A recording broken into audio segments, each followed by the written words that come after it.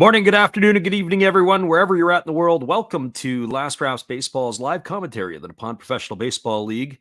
Tonight, we are going to be bringing you the Pacific League matchup between the Fukuoka SoftBank Hawks and the Hokkaido Nippon-Ham fighters from Hokkaido, as they have opened the roof today for this afternoon's game. It is a beautiful sunshiny day in Hokkaido. So this is the second game of the series. Last night, Fukuoka behind some sensational pitching by Carter Stewart Jr., who struck out 13 fighters, paced them to the victory over the fighters last night.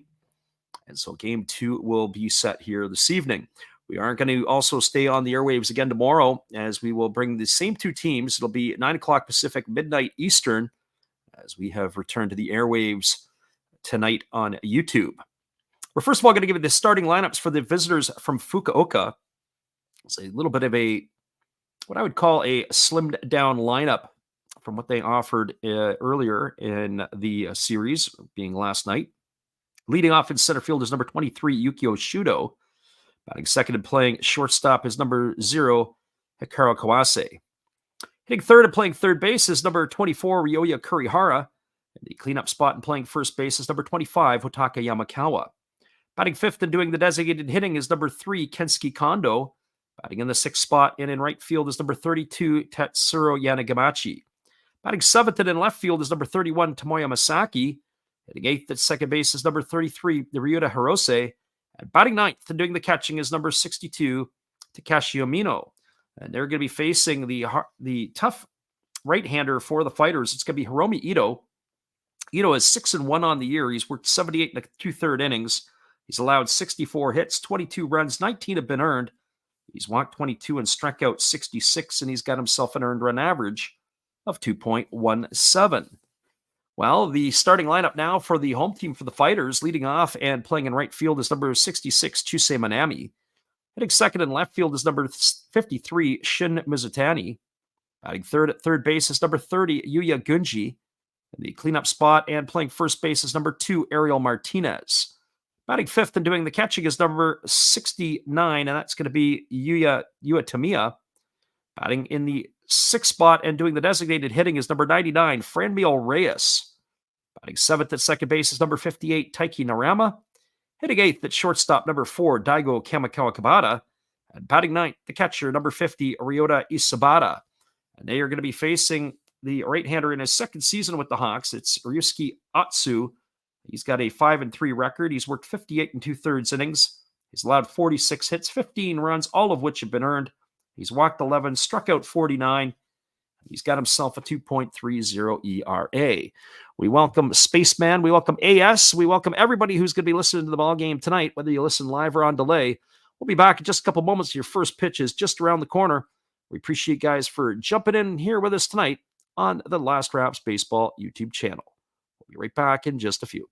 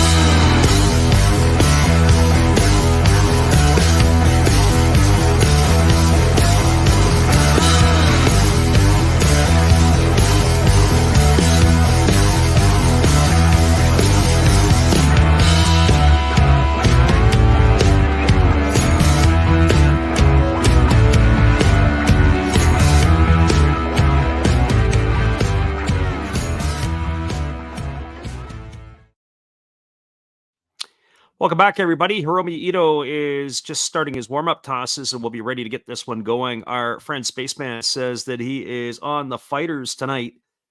And to be honest with you, it's probably not the worst thing to be on the fighters. It is a bit of a scaled-down lineup. That's always one of the things when you're watching the games and people are trying to place their bets on the sport of baseball in the NPB. Lineups don't come out till less than 60 minutes before the ball game. Major League Baseball, you get 3+ hours in some cases when they make their lineup. Of course, those lineups are always subject to change, but that being said, you can get an idea of what the offense is looking like and who you might want to consider taking and playing and so on and so forth. And so tonight, when you look at the Hawks lineup, it is what I would call a scaled down lineup of what I would expect. And that being said, there is no Yuki Yanagita, there is no Masaki Momori, there is no Takuya Kai, there is no shortstop in Kenta Imamiya tonight. So 4 regulars who I would say I would expect to be in the game are not in the ball game. So that is what we have. We've got the starting lineups here, or as I said, for the Hawks are just a little bit on the weaker side tonight. And the Fighters are rolling out a pretty strong lineup. It's a beautiful sunny day in Hokkaido. The roof is open. It's a very interesting configuration, as I would like to put it. The hitters, I'm curious to see how they would find the backdrop here as the pitcher and the hitter are in the shade. But just on the other side of the pitcher's mound, it is bright and sunny, so the ball is coming out of the sun. The first pitch delivered by Ito is a fastball that catches the inside corner to Shuto, and we are underway here in Hokkaido. No balls and 1 strike. Ito rocking into the windup and delivers a fastball that just misses low, counts even at 1-1. Shuto on the season batting .271. He's got a couple of homers and 12 RBIs. He is at the top of the order because of his legs, as he's got 23 stolen bases so far this year for the Hawks. Here comes the pitch. Fastball swung on and missed. Now Ito is ahead at 1-2. And so as you look at the lineups and you make your decisions in the game sometimes, if that's what you're choosing to do, it also helps to know who are the players that have been replaced. As that fastball misses upstairs, count is now 2-2. Look at last night's ball game. The final score in the game last night between these two clubs was 5-1 for the Hawks, as the right-hander kicks and delivers. That is a fastball swung on and missed. Ito came inside. It looked like a self-defense swing. And that is going to retire Shuto. He's gone for the first out of the inning. So 1 up, 1 away, and that'll bring up the shortstop, Hikaru Kawase. Last night's ball game was played in front of just over 26,000. A little surprising on a Friday night. They couldn't stick more into the stadium, and it just was completed in less than 3 hours. But I was talking about some of the players that were in the game or out of the game last night. As we said, Takuya Kai was playing. Ogata was in the lineup. There's a first pitch fastball taken at the knees for a called strike. Count is 0-1. So pretty much the first 5 hitters are all in the order again today. It's the 6, 7, and 8 hitters were swapped out last night. And Hirose is also in the ball game today. His breaking ball misses upstairs. Counts even at 1-1. So 1 ball and 1 strike. Our friend Troll in the house. We've got Zay. By the way, Troll, Spaceman says it's Troll, so there you go. Zay in the house tonight, looking for his fighters, cheering them on to a victory. We welcome you as well. So 1 ball and 2 strikes. Our friend Troll we had some communication with regards to as that fastball is swung on and fouled away. Count remains at 1-2 to Kawase. Doing some internet stuff, but I have to admit, everything has just been crazy busy at this end over here. He says, sorry for the confusion. Started his own channel, but yeah, the Troll is here. That's great. It's good to see you. I'll have to pop over and see what you're doing over there, Troll. Here's a breaking ball swung on, grounded up the middle, and diving to his right is Kamikawa Kabata. He throws to first, but it's not going to be in time. And reaching safely is Kawase on that one. We'll see how they have to score it. I'm pretty sure they're going to rule that as a infield single. Kamikawa Kabata, just to get to the ball and dive to it, was a great play by him. We'll get a look on the replay. He had to dive to his right, laid out, got to his feet, and the throw was not in time. Infield single for Kawase for sure. Brings up the third baseman, Ryoya Kurihara. And Kurihara batting .267 on the year, 6 homers and 43 RBIs, hitting in the 3-hole with Yanagita out of the lineup. First pitch is a changeup that floats in for a called strike, and the count's 0-1. Looks like Spaceman, or Troll in this case, had broke his hand. It's never a good thing. So no balls and 1 strike to Kurihara. He bats from the left side against the right-handed throwing Ito as he works himself to the set position, and now here comes the pitch. It's a fastball that misses down, and the count goes even at 1-1. So 1 ball and 1 strike. Fighters and Hawks tonight. Fighters and Hawks again tomorrow night. Next week, we won't be on the airwaves on Friday, but we're going to be looking to do the Saturday night affairs, so we'll have to update that. Yet another busy week. It's going to be another busy next 3 weeks or so, so we'll try to get when we can. There's a fastball swung on, grounded over to third. They go to second for 1. Back to first. It's an inning-ending double play as Kawase was erased at second. The first out, and on the backside, Kurihara, as he's gone for the 3rd out of the inning, and that's going to do it here for the Hawks in the top of the 1st. No runs in the inning. There was a hit. There was no errors, and there was 1 runner left. No runners left aboard. We are now through a half inning. It is the Hawks, no score, and the Fighters coming to bat. Stick around, everybody. We'll be back with the call in just a few. Appreciate you guys for being here. We've got James Johnson in the house. Thank you for listening in tonight. We'll be right back in just a few moments after this.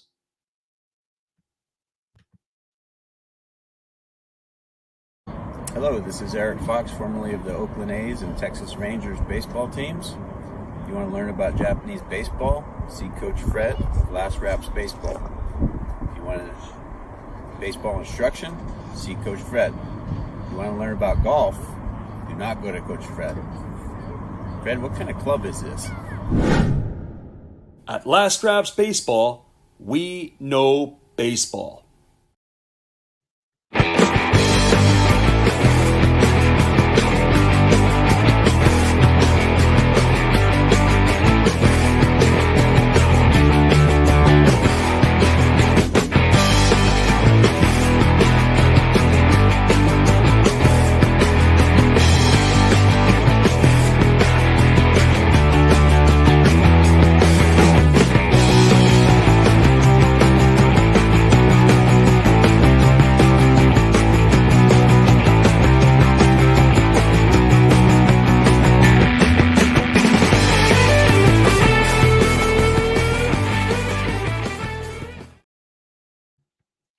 Welcome back, everybody. It is going to be the bottom of the 1st inning as Ryusuke Atsu is just completing his warm-up tosses.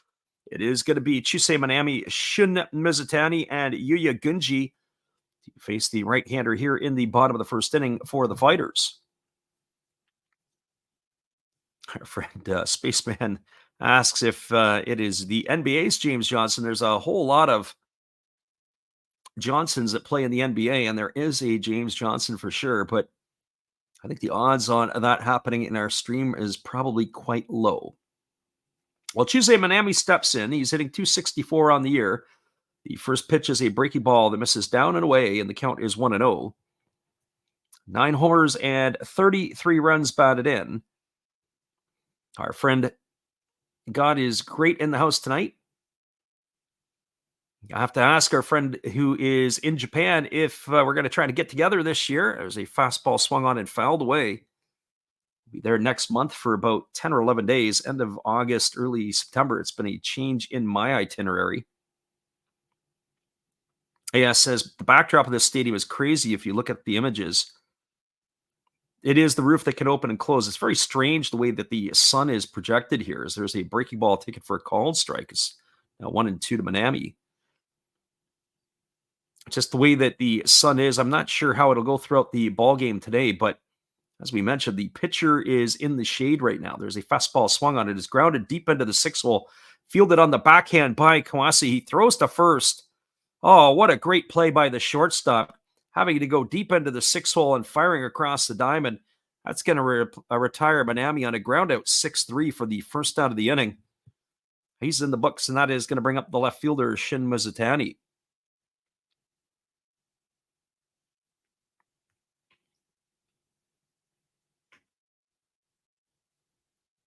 Well, Mizutani has been a instant impact guy for the Fighters. The rookie made a name for himself in the interleague play. He was the MVP of interleague play, sitting 361 on the year with 3 homers and 20 RBIs as he takes a first pitch fastball under the hands for a called strike. The count is 0-1.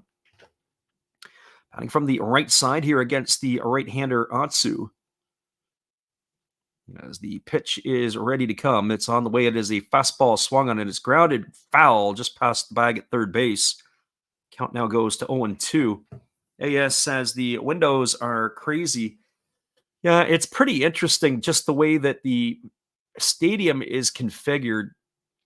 And when you look at it, it's a engineering marvel, I'd have to say. I'm not going to get to this one this year. I am going to get to Chiba. I'm going to get to the Jingu.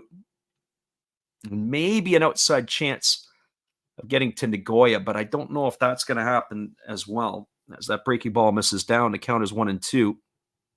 I will go back to Saitama, as it was last year, but Saitama is a difficult place to watch a game. It is hot. It is soupy. It's an open-air dome, and I don't even know where you can sit, but usually I don't drink beer or alcohol during games because I like to watch the game. There's a fastball swung on and grounded, foul over on the third base side. But when I was in Saitama last year, anything that was cold, that had ice, and was wet, I was more than willing to consume because it was an absolute bowl of soup in Saitama. So 1-2 strikes to Mizutani as he's batting here on the right side against the right-handed throwing Atsu. And there's a fastball swung on and missed. And Mizutani is in the books. He's gone for the second out of the inning, and that's going to leave it all up to the third baseman, Yuya Gunji. Defensively tonight for the Hawks, from left to right field, it is Masaki is in left. The center fielder is Shuto, and the right fielder is Yanagamachi. Around the horn from first to third, it's Yamakawa at first, the second baseman, Hirose.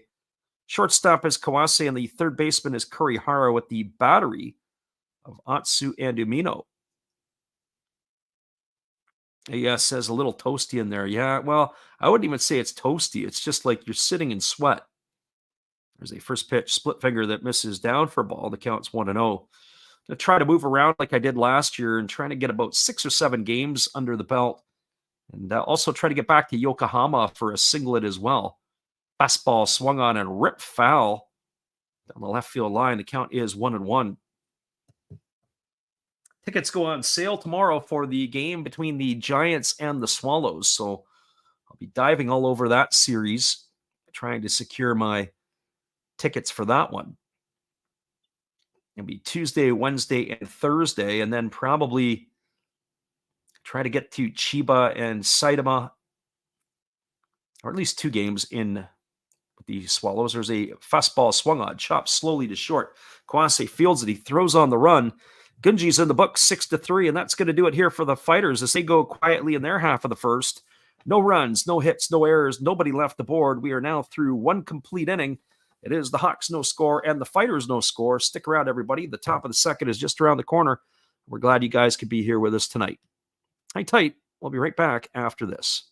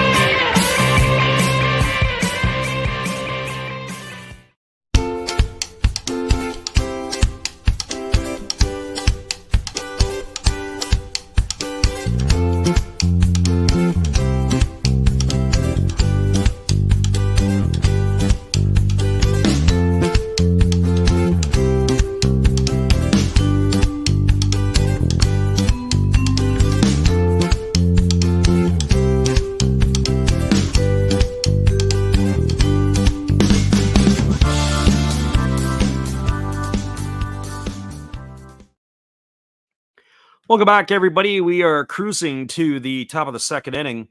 It is going to be Yamakawa, Kondo, and Yanagamachi to come to play to face Ito here in inning number 2. Friend AS says Saitama is probably the favorite of all the images he's seen online.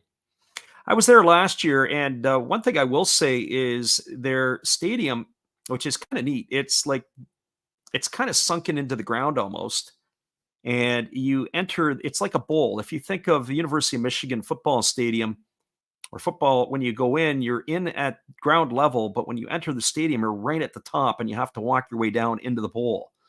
And if I'm not mistaken, the stadium originally was not built as a dome. The dome was added years later. And that has made it pretty unique, but they've got a beautiful training facility. First pitch fastball misses inside, and the count is quickly 1-0 to Hotaka Yamakawa. Yamakawa batting 226 on the season, 12 homers and 49 runs batted in. Got off to a hot start with the Hawks, but he's slowed down as of late. Pitch on the way, fastball swung on and missed, and the count runs even to 1-1. But he is the type of player who can catch fire and carry his club for a couple of weeks at a stretch. Here's the pitch. Breaking ball swung on, tapped foul slowly over on the third base side. Count is 1-2. But Saitama, back to the stadiums as we were talking about it, the training facility they have adjacent to it, really, really good. Got some nice offices there as well. I think that they've got a problem. Some of the locals were saying it is hard for them to maintain their players. Breaking ball misses down. The count is 2-2. And you think of some of the better players they've lost over the last few years. Yusei Kikuchi left for greener pastures. He signed with the Mariners. Now he's with the Blue Jays. Fastball misses upstairs. Counts now 3-2 to Yamakawa. Shogo Akiyama left. He went to the Cincinnati Reds. And when he came back, he went to the Hiroshima Carp. But then they traded Tomoya Mori to the Buffaloes as that fastball's swung on and missed. And Yamakawa's in the books for the first out of the inning. And then, of course, this offseason, they shipped Yamakawa to the Hawks after some of his off-field shenanigans that he had himself into. So when you think of the Lions, the way that they have had to break up that team or that roster, however you want to look at it, there's a little reason to wonder why they're going to flirt with a 100-loss season this year in the Pacific League. Well, that brings Kensuke Kondo to the plate. Kondo hitting .346, 12 homers and 43 runs batted in. He has not skipped the beat. The former fighter facing his former team takes a changeup for a called strike. The count is 0-1. Defensively tonight for the Fighters, from left to right field, it's Mizutani in left. The center fielder is Isobata, and in right field, it is Manami. Around the horn from first to third, Martinez at first, Narama at second, Kamikawa Kabata is the shortstop, the third baseman of Gunji, as that breaking ball misses to Kondo to even the count at 1-1. Of course, the battery is of Hiromi Ito and Yua Tamiya. Here comes the 1-1 pitch from Ito as he kicks and fires. It's a fastball swung on. This ball's lifted into deep left center field. Moving back, and it's going to be played off the wall by Mizutani. And rounding first and heading to second as the throw comes in is Kondo, and he's going to slide in safely with a one-out double. And that is going to put him into scoring position and bring up the right fielder, Tetsuro Yanagamachi.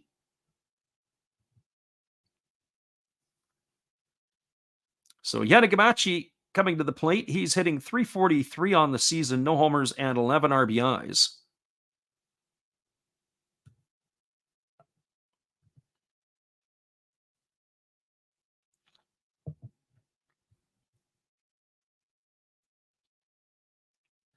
As he establishes his lead over at second.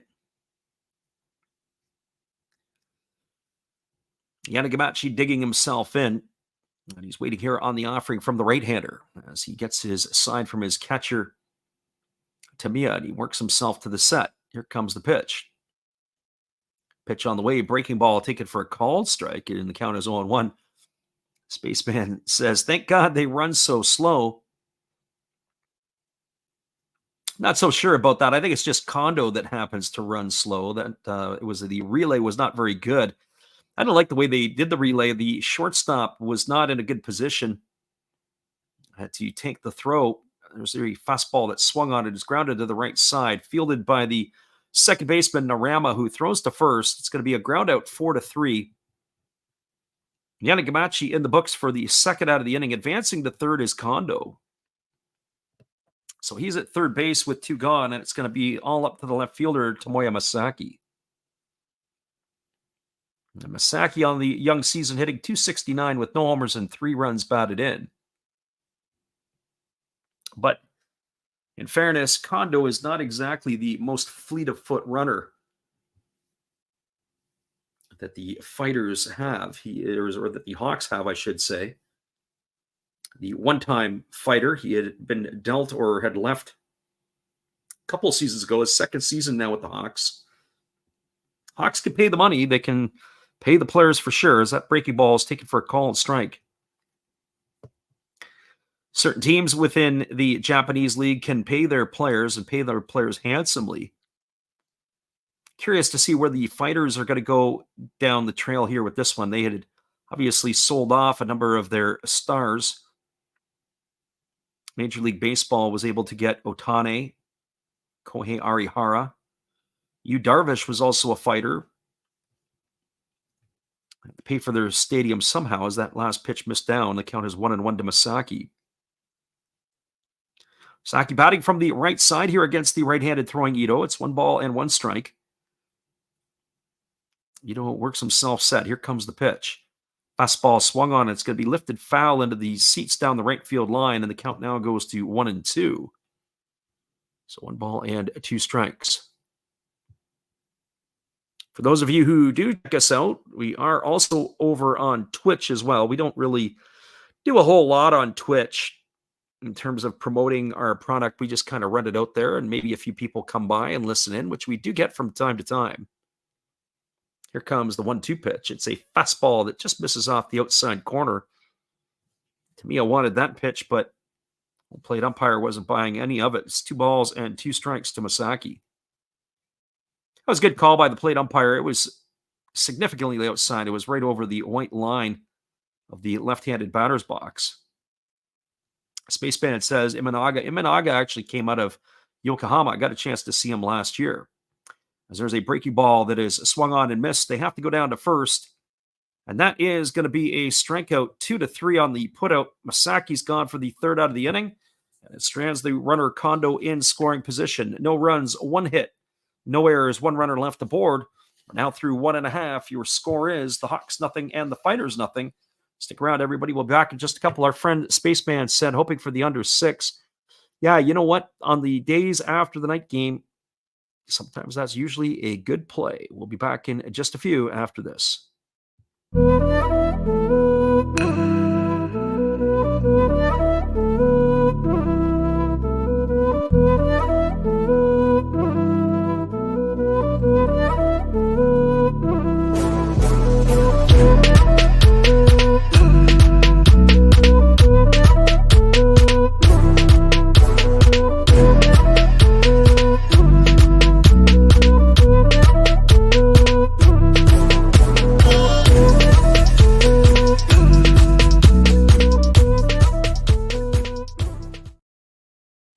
We are 0-0 as we go to the bottom of the second inning. We'll be back in just a few. It is the Fighters and the Hawks from Hokkaido.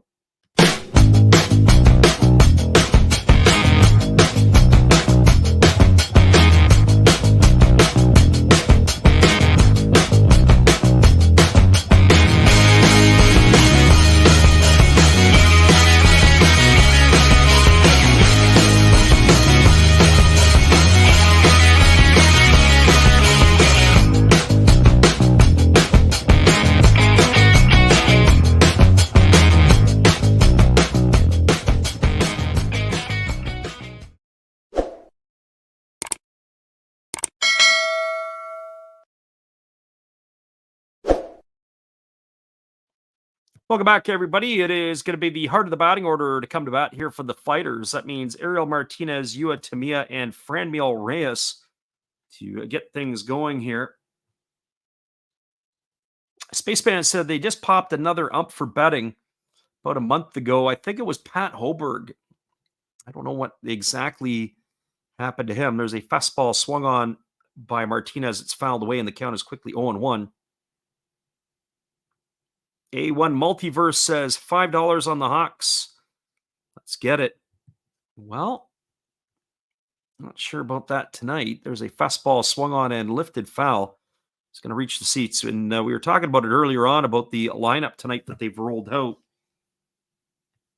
Not one of their stronger lineups. Day after a night game, sometimes you'll see that there'll be a lot of changes. Get the players to be able to rest. It's certainly a problem, especially when you're on turf fields.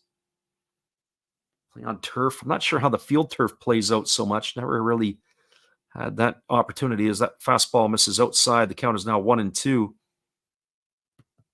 You're on that old artificial turf surface.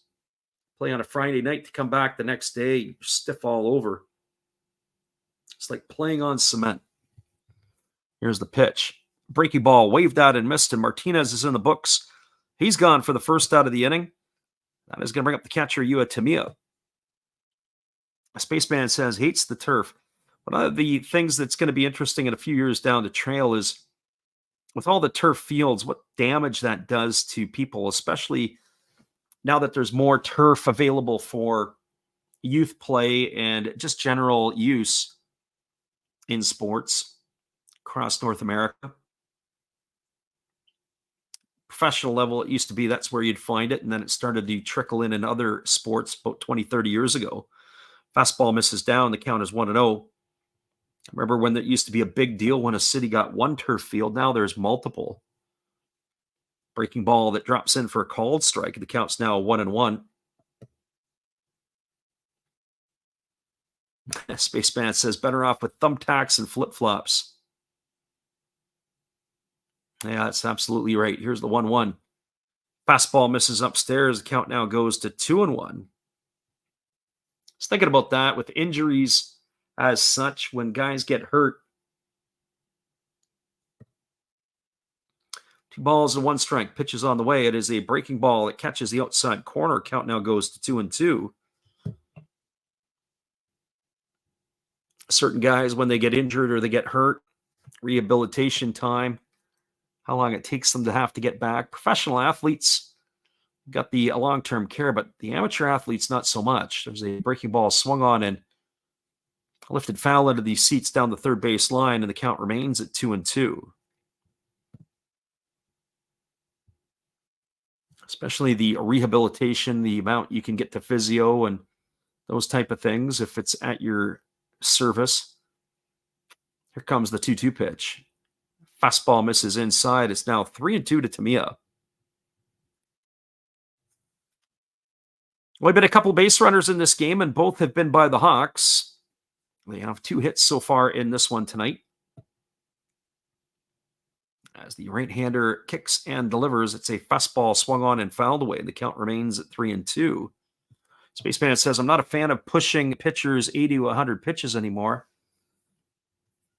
I'm not actually against that. Throwers have to throw, but it's how they throw is always the $1 million question, or maybe in today's world, a $10 million question. Here comes the 3-2 pitch. It's a fastball swung on. It's chopped foul just over on the first base side. The count remains at 3-2 to Tamiya. Our friend A1 says he's got the Hawks. He says Hawks got this one. I would say the Hawks probably take the series here.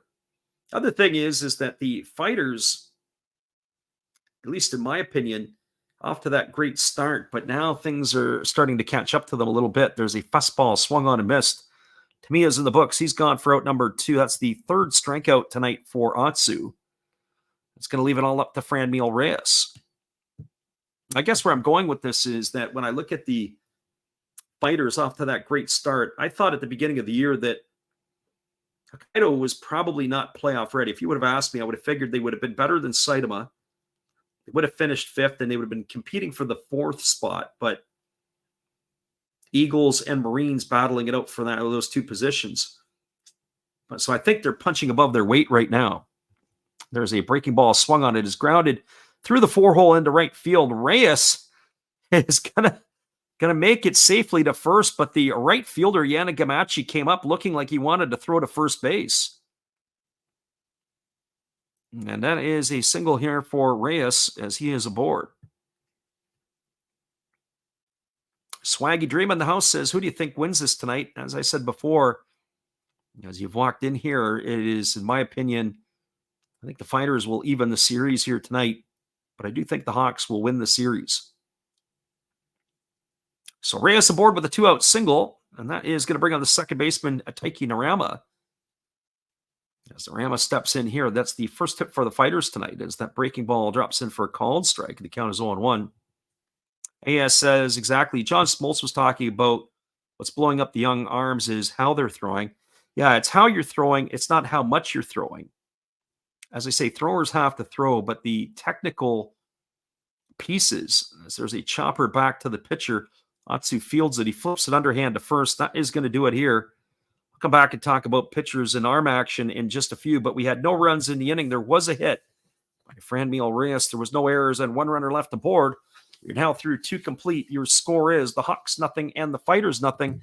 Stick around, everybody. We'll be back with the top of the third inning when we return after this. Appreciate you guys for jumping in here with us tonight on the Last Rounds Baseball YouTube channel.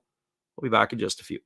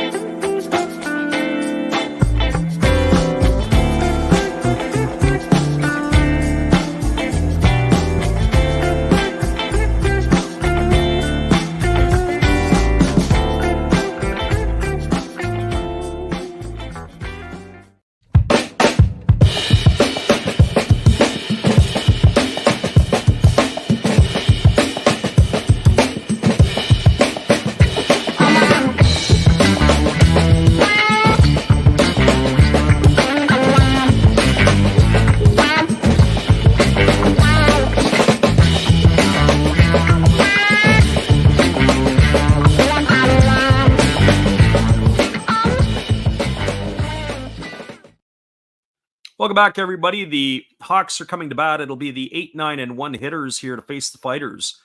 Hirose Umino and the top of the order, Shudo.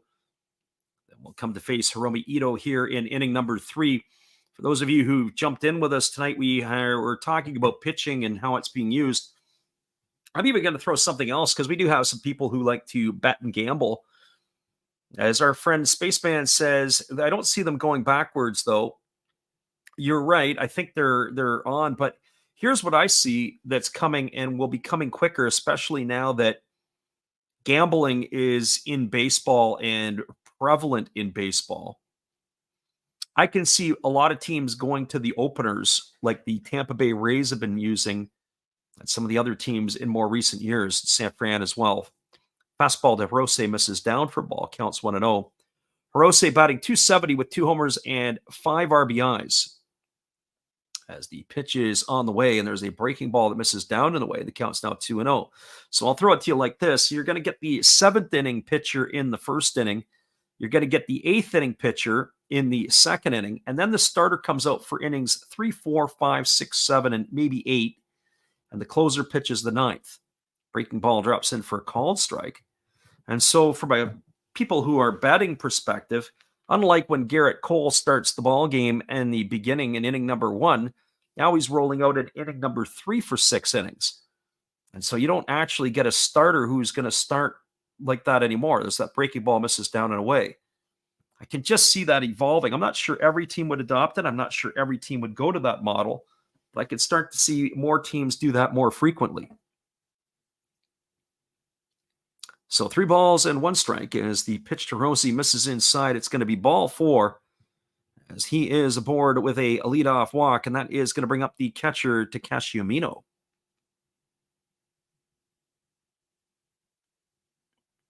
Spaceman says it's crazy that him and his pops got into an argument about that about 5 years ago, that strategy. And I think that strategy is going to happen, not because maybe baseball wants it to happen, but because you're going to see the gambling. And as I say, like, how do you place your bet when you've got, you got Garrett Cole starting against Justin Verlander in their primes. You know who you have. All of a sudden, you've got some tin can coming out of the pen to start the ball game in inning 1 and inning 2. There's a bunt that's down. Ito fields it. His only play is going to be to first.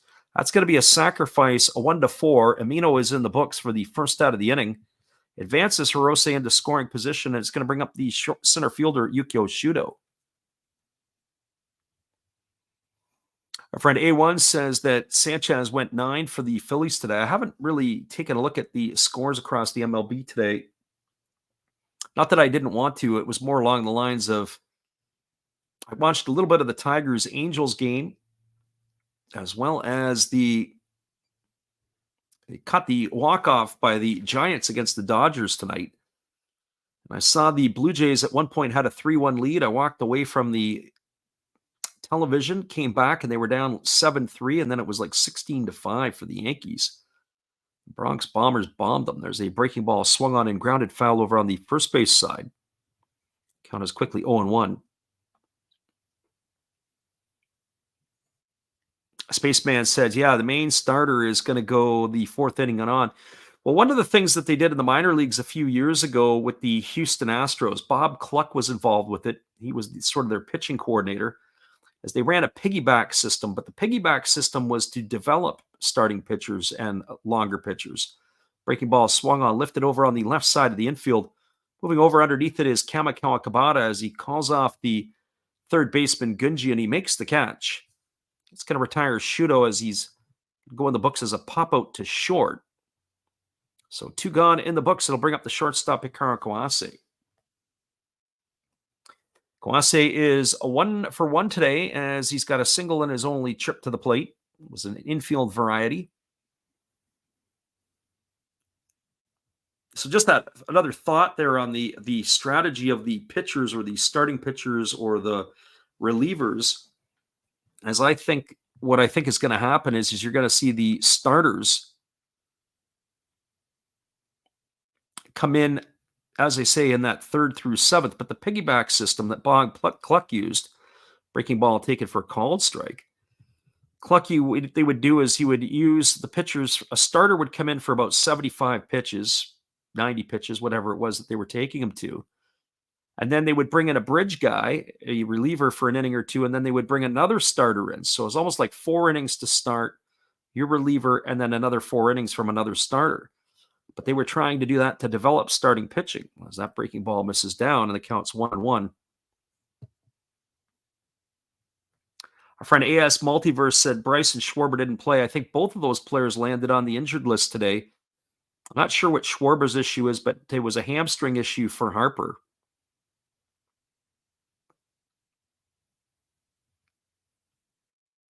So here comes the 1-1 pitch. Fastball swung on off the glove of Ito, and it is going to get up the middle. The ball's got eyes, rounding third and heading home, and the ball gets thrown in, and it trickles away from the pitcher, Ito. And that looks like it is going to be a single, and I think all the way to second base. Here's Kawase, unbelievable. The Fighters' defense has been a bit of an issue and a challenge for them over the last couple of years. I have to say that they've really cleaned themselves up a lot this year when we've watched their games. But it does look like that has found their ugly way here. We're going to see that one again. The ground ball had come up the middle. It was off the glove of the pitcher. Got past the glove or off the glove of the shortstop, Kamikawa Kabata. Nobody was covering second base. They fired the ball home. Came off the glove of Ito. And it looked like Kawase is in at second base safely as they're starting to have that snowball fight around the infield. So I'm going to give him a single and an RBI on that one, but he's going to advance to second on the throw. So he is at second base. There's a fastball that catches the outside corner for a called strike, and the count is 0-1. Lots of action there as Ryoya Kurihara is at the plate. Kurihara 0 for 1 tonight as he had grounded out into a double play to end the first inning. Tudo in the house as well tonight. Welcome, Tudo. Breaking ball misses down and in, and the count is 1-1. Our night is complete now that Tudo is here, and we're ready to rumble. 1 ball and 1 strike to Kurihara. 2 gone here in the top half of the 3rd inning. The Hawks have opened up the scoring with a 1-0 lead. Here's the pitch. Split finger pitch swung on and missed. The count now goes to 1-2. We haven't seen the official scoring on it, but I am going to say that that will be a single for Kawase, and if it is, then we would credit him possibly with an RBI. As I said, the deflection off the glove of the pitcher and the shortstop as that ball trickled into center field. Here's the 1-2 pitch. Ito kicks and fires. It's a breaking ball that misses way outside. Count now is at 2-2. As we were talking about the pitchers and the pitching strategy, one thing that I wouldn't bat an eye at either is we're seeing guys like Kyle Schwarber hitting leadoff for the Phillies and other players that are not your traditional or typical leadoff type hitter. There's a breaking ball swung on and missed. I'll come back to that in a minute because I'm thinking of Matt Vierling with the Tigers. But that is going to do it here on the top of the third for the Hawks. But they do get themselves a run in the inning. 1 run on 1 hit, no errors, and 1 runner left the board. We're moving to the bottom of the third. Come back and talk about that in just a few. Appreciate you guys for jumping in with us tonight on the Last Raps Baseball YouTube channel. We'll be right back after this.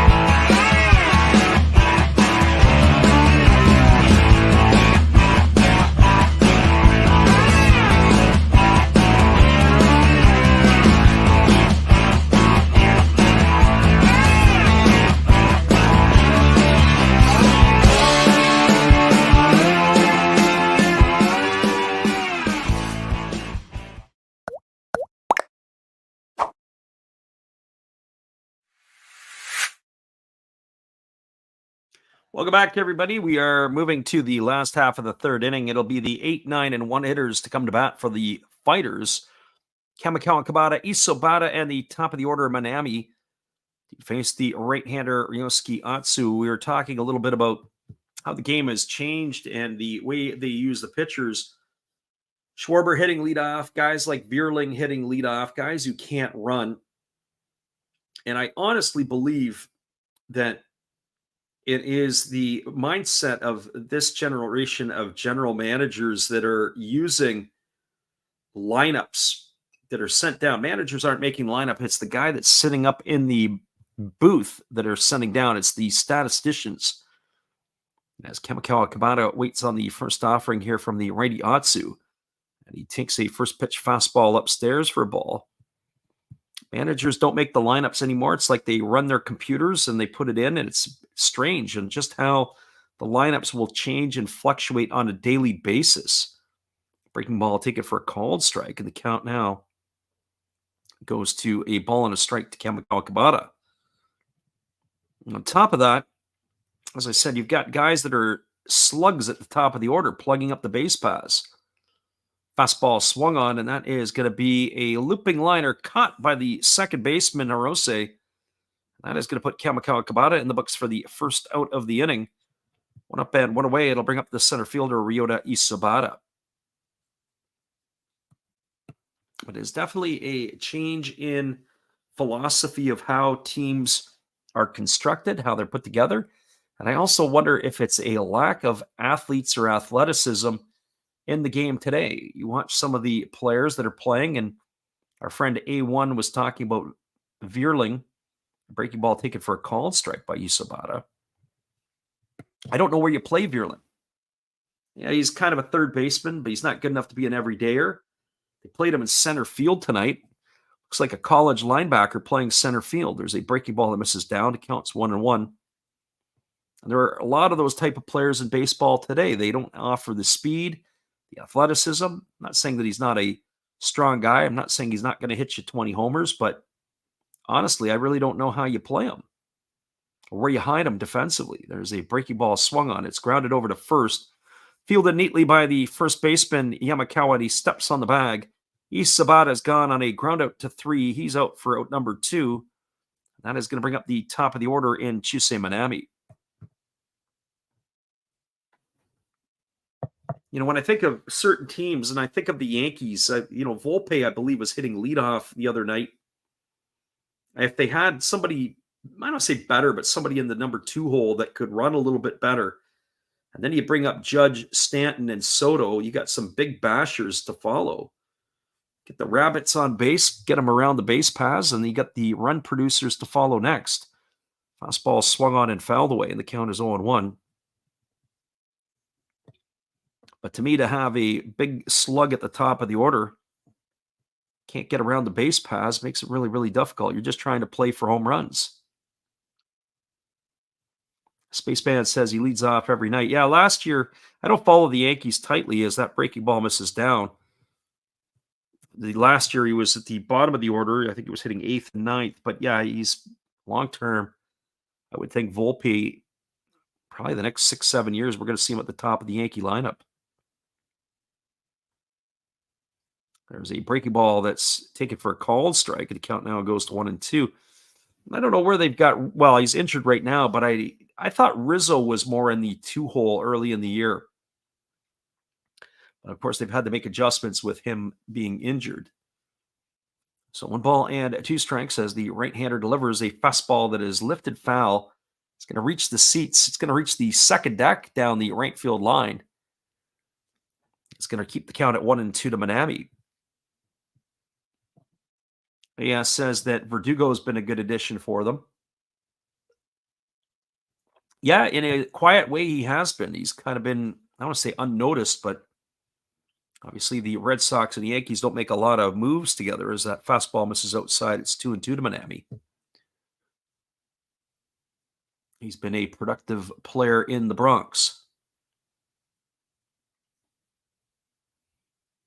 A1 says they have hitters, the liners should spread them out. Actually, I'm a big fan of not spreading your hitters out. You want them at the top of the order. You want them to come to bat as much as you can, and you want to try to play for big innings. You don't want rally killers in the way. But certainly the Yankees, they can put out 5-6 hitters. You got Gleyber Torres in that lineup. DJ LeMahieu is having an absolute abysmal year. I'm getting the feeling I think he's done. Fastball misses down and away. Counts now 3-2 to Manami.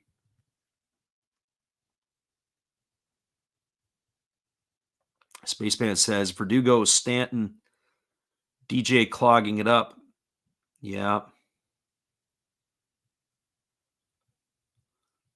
It's too bad. I really liked DJ LeMahieu in his earlier days, especially when he was with Colorado. There's a breaking ball swung on. He sticks the bat out, does Manami. This ball is going to be lined down the right field line, digging it out of the corner and throwing it into second, and not in time. Getting there is Manami, and I'm going to talk about that at bat. For those of you who are watching, it's going to be a 2-out double. Now, that's a good piece of hitting by Manami. He really shortened up his swing. He stayed inside the ball. He was able to golf it over the first baseman's head down the right field line, and he gets himself a 2-out double. You wouldn't see that in Major League Baseball, and I had a talk today with somebody, and I don't really want to say who it is. We were talking about the fact that one of the organizations in Major League Baseball, they don't want their players to have a 2-strike approach. They want them to swing pretty much the same way they would if there was no strikes, 1 strike, and keep that same approach. Well, Manami here shortened up his swing, stuck the bat out, golfed it over the head of the first baseman into the corner for a 2-out double. He's trying to swing out of his backside. He probably goes down on strikes. There's a fastball swung on. This is popped up in the infield. It's going to be in foul territory as the wind takes, and it's going to be caught by Amino. Mizuno's gone for the 3rd out of the inning, or Mizutani's gone for the 3rd out of the inning. And that is going to do it here. No runs in the inning. They did get a hit, did the Fighters. There was no errors and 1 runner left aboard. I'll come back and talk about that philosophy in just a few. Your score after 3 completed is the Hawks 1 and the Fighters no score. Stick around, everybody. We'll be right back in just a few. Appreciate you guys for listening in with us tonight on the Last Drafts Baseball YouTube channel. 1-0 Hawks when we get back.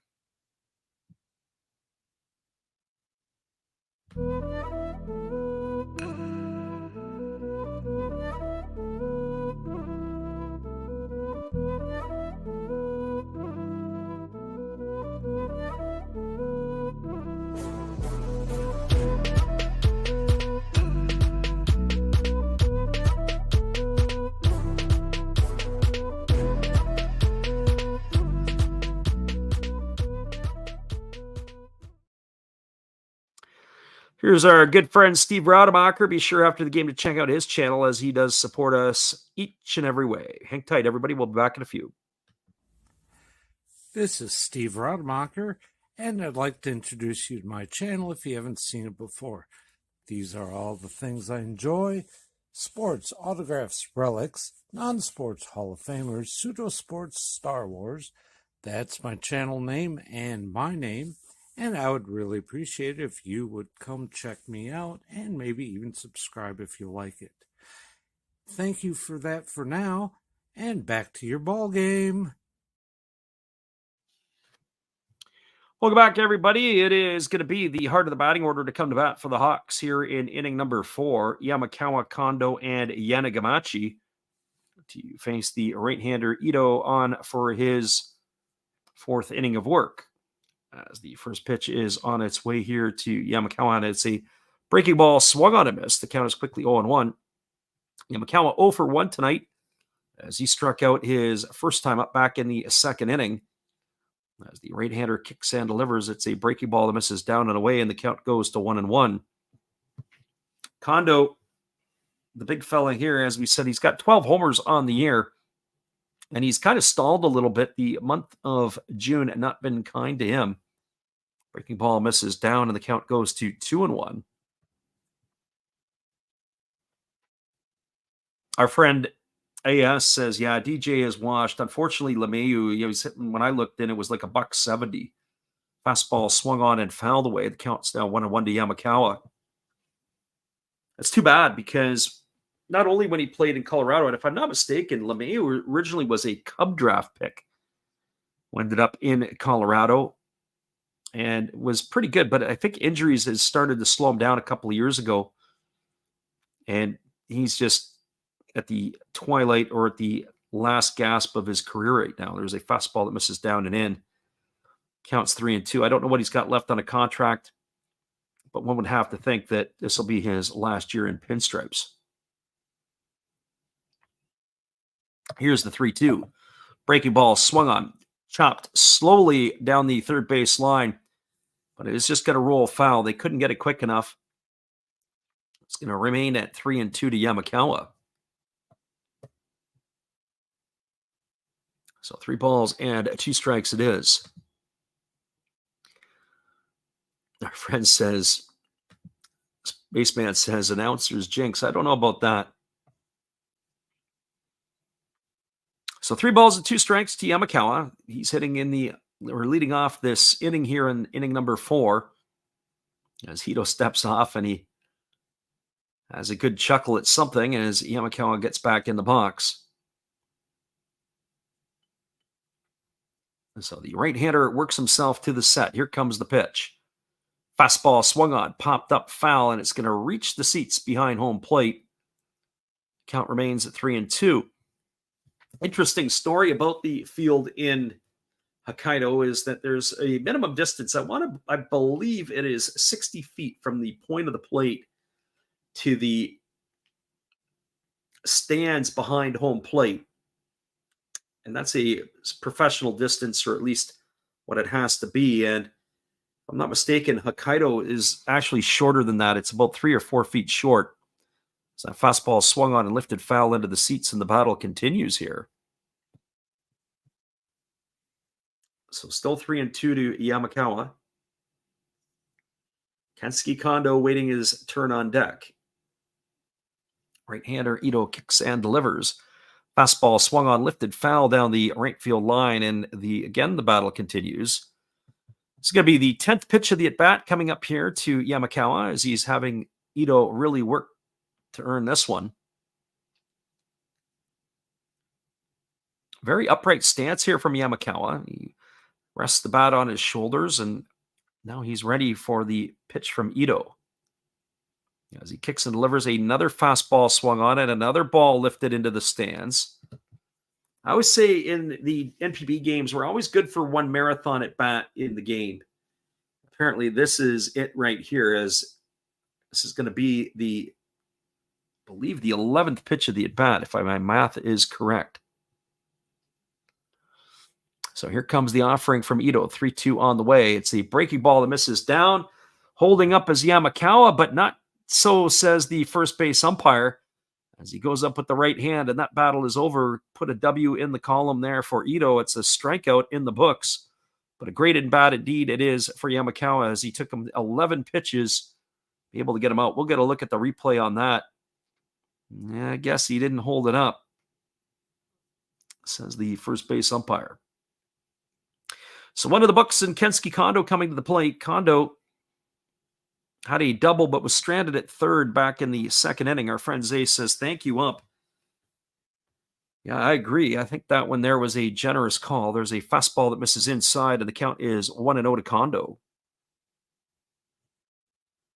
Kondo increased his batting average on the season to .349 with that double in inning number 1. There's a breaking ball that misses outside, and the count now is 2-0. Kondo is an absolute hitting machine, and especially with Yamakawa and Yanagita in the lineup. They got to pitch to somebody, and it looks like he's the one that's getting the opportunity to do the damage. Breaking ball taken for a called strike. The count is now 2-1.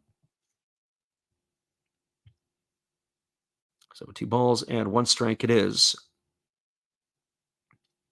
to Kensuke Kondo. He gets the signs from his catcher, Tamiya, but they're not on the same page tonight. It's been a couple of times that Ito has had to step off or recycle through the signs. And here comes the 2-1. Pitch is a fastball that swung on. It is lifted foul. It's going to reach the seats over on the third base side, and the count now is 2 balls and 2 strikes.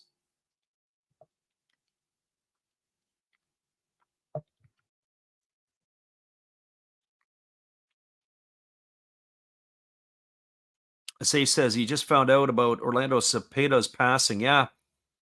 Saw that in the Giants game tonight. I watched the end of that there between them and the Dodgers. There's a fastball swung on. This ball is going to be lined into right field for a base hit, as Kondo is aboard with a 1-out single, and that'll bring up the right fielder, Tetsuro Yanagamachi. Yeah, Orlando Cepeda's passing, unfortunate.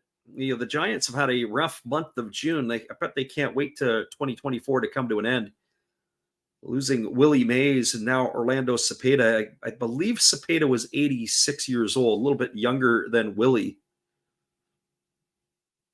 You know, you look at these fellas, the generation is moving on. Willie was the oldest living Hall of Fame member. I'm not sure who that mantle is bestowed to now. I can't remember. Was it Louis Aparicio? Was if he'd passed away, or if he's now the oldest living one? It escapes me sometimes. My mind is a little bit distracted by that. So Tetsuro Yanagamachi batting here with a runner at first, 1 gone. Here's the first pitch from Ito. It's a breaking ball missing outside. The count is 1-0. I have to do my homework on that one to see who the current Cooperstown living legend would be.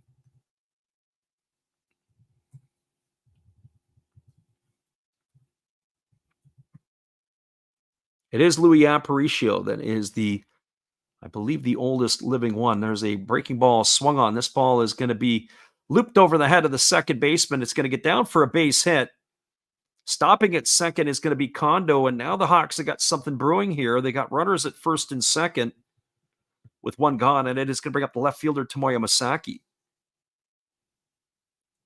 For Masaki, he's 0 for 1 tonight. He struck out his first time up.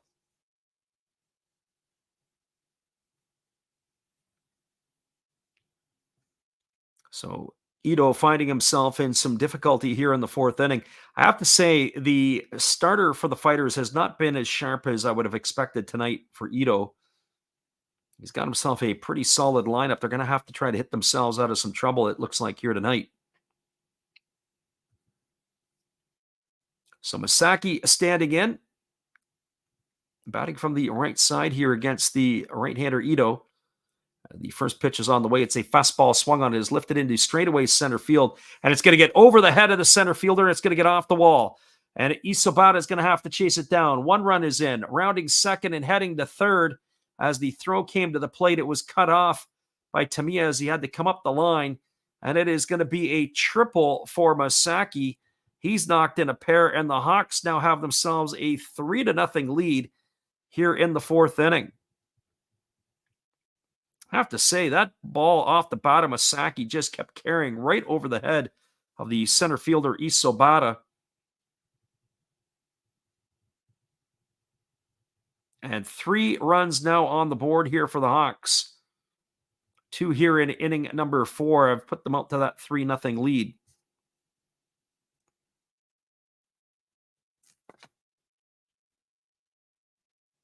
Ball landed on the warning track and short hopped up into the fence. Again, the relay, I'm not so sure that was the right decision to come home. Probably should have went to third to try to gun down that runner because the throw to home plate was not a very good one. 3-0, the Hawks have now flapped their wings out into the lead. The pitch from Ito on the way is a fastball taken for a called strike. The count's 0-1 to Hirose. There's only one out here. And they do have the infield into the fighters as they got to try to cut this run off at the plate. They don't want to let this one get away on you because the bullpen for the Hawks can lock this one down in a big hurry. 7, 8, and 9th innings can end games quickly. There's a breaking ball that misses outside. Count goes to 1-1.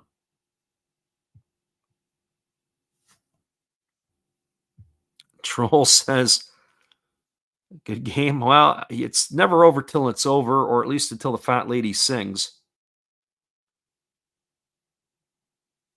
And the pitch is a fastball swung on. It is lifted into deep center field.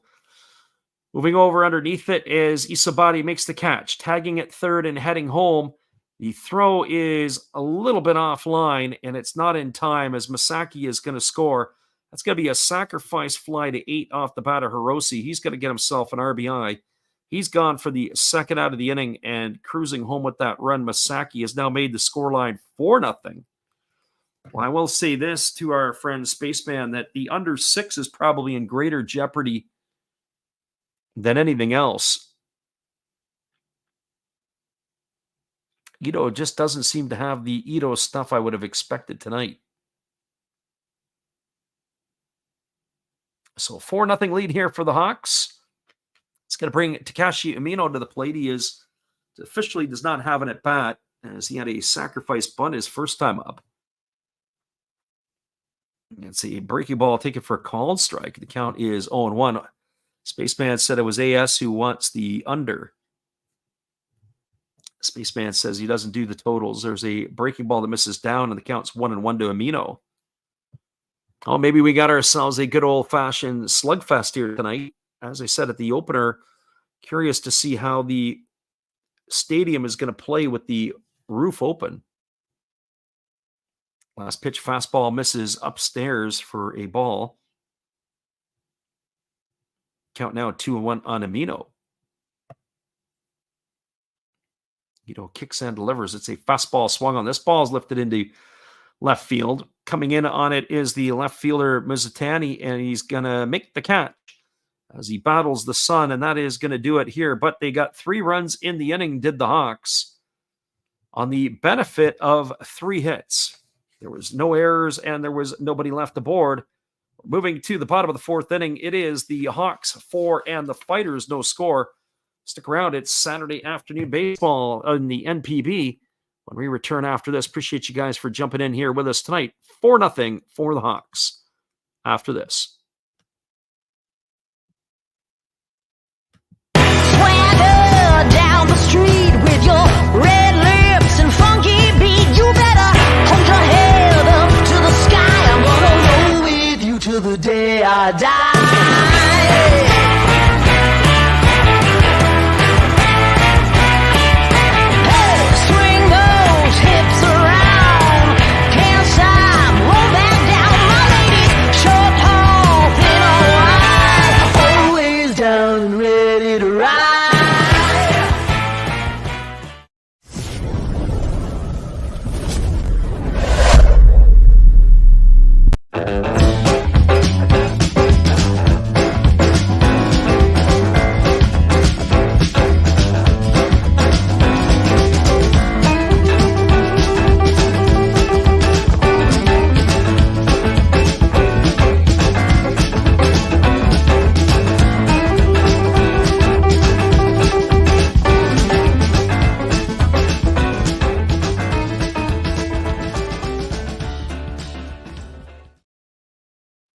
Welcome back, everybody. It is going to be the 3, 4, and 5 hitters to come to bat for the Fighters in their half of the fourth inning. It is a 4-0 lead here for the Hawks as they were able to add 3 to their scoreline in the top of the fourth. It'll be Gunji, Martinez, and Tamiya to come in to face Atsu here. Atsu has been given a golden start here in this one, as he has got 4 runs to play with here from his end. Beautiful day for baseball in Hokkaido. As we mentioned, sunny day. The roof is open. I haven't seen a lot of that lately. I'd be curious to see them play a night game with the roof open in Hokkaido. I've not seen that yet. Here comes the first pitch. Breaking ball drops in for a called strike. The count is 0-1. Gunji today 0 for 1. He grounded to short his first time up. Spaceman says, I want to take Oryx, but he's scared. I feel like they got robbed. As there is a breaking ball that misses, and the count is 1-1. As I said before, I know our friend Zay in here is a Fighters fan. And I think the back half of this season, Fighters fans are going to be crying a little bit. I still don't see the Fighters making the playoffs this year. Fastball misses down. Although I have to say, I do appreciate the managerial job that Shinjo is doing with these players. I didn't know what he would be like as a manager, and I think they're a year away. I think the Fighters are going to be knocking on the playoff door next year. Fastball taken for a called strike. A little surprised at the way the Eagles played during interleague play to get themselves back into the conversation of a playoff team. I still think it was the Marines and the Eagles will battle for the third spot. I do think the Buffaloes will figure it out. As there's a fastball that swung on and fouled away. Count remains at 2-2. But the Hawks have got themselves in the top spot, and I think it's going to be very difficult to move them out of that perch. Zay says last week has been a hard to watch. Yeah, and tonight you could just see that they're not crisp in their relays as well. As the pitch is a fastball swung on. This ball is lifted into deep left field. And this ball is just going to hook foul into the seats down the left field line. It's going to keep the count at 2-2 to Gunji. Yeah, the double off the bat of Kondo in the second inning. The relay back in, not online. The throw to the plate there off of the triple by Masaki, same thing, not online. And if they're going to play that way, if their defense is going to go a little sideways, then it could be a difficult piece here for these players as well. Here's the pitch. It's a breaking ball swung on, lined over the head of the shortstop in the left field. Gunji's aboard with a leadoff single here in the fourth. So don't look now. Here come the Fighters, everybody. And it's going to bring up the first baseman, Ariel Martinez.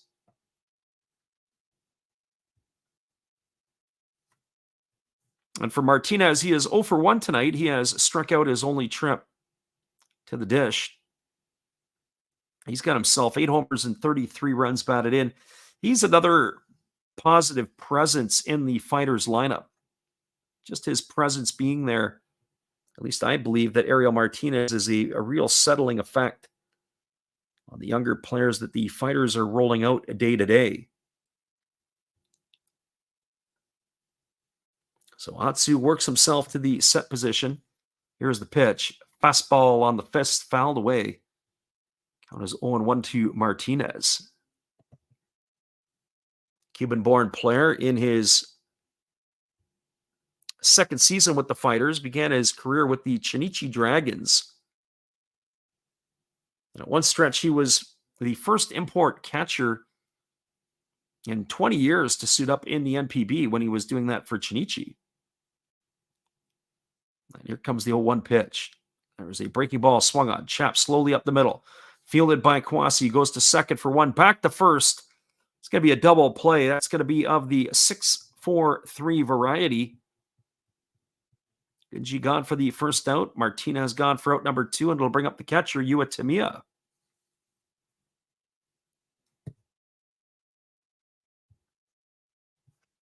And our friend AS is making the predictions. Hopefully he rolls into a double play. There you go. Well, he's definitely a double play candidate. He does not particularly run very well. Brings Tamiya to the plate, who is 0 for 1 in this one. He has struck out his only time to the plate. And the first pitch from Atsu is swung on and grounded foul past the bag at third base. Count is quickly 0-1. So no balls and 1 strike. Tamiya batting from the left side against the right-handed throwing Atsu. 2 on here in the 4th. Fastball swung on, and this is lifted foul. Down the left field line, slicing into the seats. Lots of empty seats around Hokkaido. Little strange, as I said before, the attendance last night was just over 26,000. One would have to think it's a little bit larger today, but still, when the crowd is panned, they are missing people in the stands. There's a breaking ball swung on and missed. Tamiya's in the books for the second time via the strikeout tonight. He's gone for out number 3. And that's going to do it here for the Fighters in the 4th. No runs, 1 hit, no errors, and nobody left the board. We're now moving to the top of the 5th inning. Your score is the Hawks 4, the Fighters no score. Stick around, everybody. We'll be right back after this with all the action. This is our friend Steve Rademacher to help you through the half inning. Hello, guys. Thank you for joining Freddie here on his baseball game. And I'm Steve Rademacher, and my channel is really all about everybody, including all my international friends. We have such stuff as non-sport packs from Canada, the OP cheese. We have the Greek Freak. We have money from around the world. We have lira. We have yen. We have francs. We have pounds. We have Deutschmarks. We have all kinds of cool stuff like that. We even have some cooler things like Japanese women wrestlers and OP-Chi baseball cards where I cannot read the back. We even have unopened material like the royal family, I know it's backwards, from London, England. Thank you for watching. Back to Freddie. Appreciate you there, Steve, and the support you give to our channel. In turn, we support Steve Rademacher. Be sure to check him out after the game. This one is all over. We are moving now to the top of the 5th inning. And the score right now is 4-0 for the Hawks. Our friend AS says, wouldn't mind a couple of scoreless innings for the sake of that total. Zay says, I doubt the game is going under 6. I would have, before the game, I would have said, yeah, this game is going to go under 6. With Ito and Atsu on the mound, I would have figured maybe a 3-1 game or a 4-1 game, something along those lines. As the first pitch is on the way from Ito, it's a fastball swung on, its tap foul over on the first base side.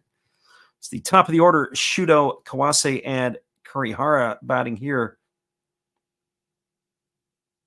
against the right-hander Ito. Zay says, Ito's not looking great today. There's a split finger pitch swung on, grounded softly to short.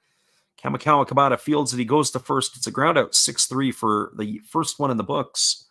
1 up and 1 away, and it'll bring up the shortstop, Pikara Kawase. Only once tonight has Ito got a 1-2-3 inning, but it was an unconventional 1-2-3 as it was a double play that ended the first, as Kurihara had grounded into the 5-4-3 double play. Every other inning tonight has been a bit of a chore for the starter Ito. At least one runner has reached base in every inning. There's a breaking ball that's dropping in for a called strike. It counts 0-1. Kawase is 2 for 2 tonight. He's raised his season average to 326. Batting from the left side here against the right-hander Ito, who delivers a split finger pitch that's waved at and missed. The count now goes to 0-2. So he says he needs some more rosin. That's one of the things they were talking about this past week, and I didn't catch the full piece on it, but they were talking about how Major League Baseball has I guess what you would call it, they have, or NPB pre-tax balls, but they don't do that in Major League Baseball. There's a fastball swung on and it's lifted foul. I think that was after the Edwin Diaz ejection. And they're saying that they would probably prefer that they do that. At least it helps the ball come out of the hands a little bit easier. I'm not sure. I never liked rosin. Some guys like it. I like the way the ball just comes off my fingertips, or even still does when I throw the ball.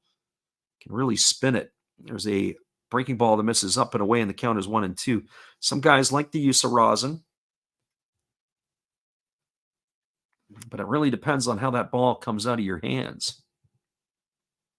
Here comes the 1-2 pitch as the right-hander kicks and fires. Breaking ball misses upstairs. It's now 2-2. So 2 balls and 2 strikes.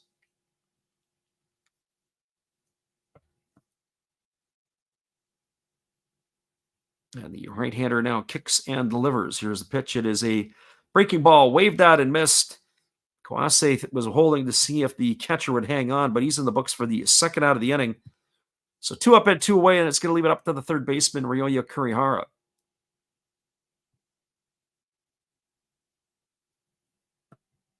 Friday Haas says, looks tight when the Japanese guys throw it and the cloud of rosin comes off the bag. The pitcher that it reminds me of the most is the one from the Saitama Cebu Lions, Tetsuya Mai. Not only does the puff of smoke come out of his hands, but usually his hat goes flying in a different direction. First pitch fastball delivered to Kurihara, swung on and fouled away. Reached the seats behind home plate, or the third base side of home plate. The count is 0-1. Kurihara 0 for 2 tonight. He's grounded into the double play and struck out his 2 trips to the dish. Here's the 0-1. Fastball swung on, lifted into deep left center field, giving chase, and it's going to be off the glove or over the head of Mizutani. It's going to get down. We're going to have to see that one again. I think he should have been able to come up with that catch. We're talking about some questionable play, and it is going to go down as an error on the left fielder. That's going to be E7. That's the first official error recorded tonight. But boy, the fighters have been sloppy in the last couple innings. That should be the third out of the inning for Ito, and he should be walking back to the dugout. Mizutani loses it off his glove. It looked like he just whiffed on it. Oh boy. Well, that's going to bring up Hotaka Yamakawa to the plate, who's 0 for 2. He struck out both of his times up, and when you have that type of situation, this is where the big fella Yamakawa can make you pay. And here comes the pitch. It is a fastball swung on and grounded, foul over by the third base on deck circle, and the count is quickly 0-1 to Yamakawa.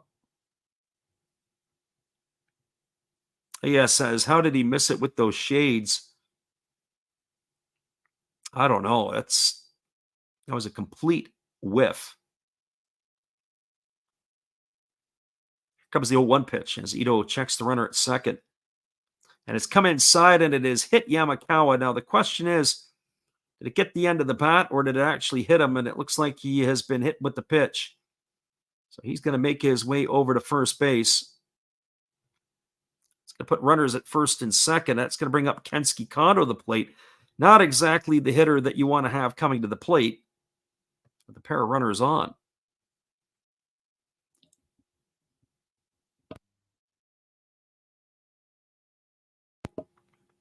Getting a look at the replay on that one. First, our friend Zay said it looked like it hit his elbow, but it looked like it might have got more of the hand than it was anything else. Zay says you're going to pay for that error. Well, you got the guy at the plate who can do it. Kondo 2 for 2 tonight. He's got a single, a double, and scored a run in 2 trips.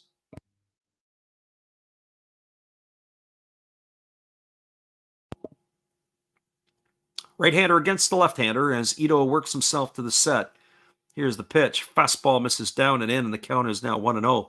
So on top of it, you've got Ito, who is in that situation where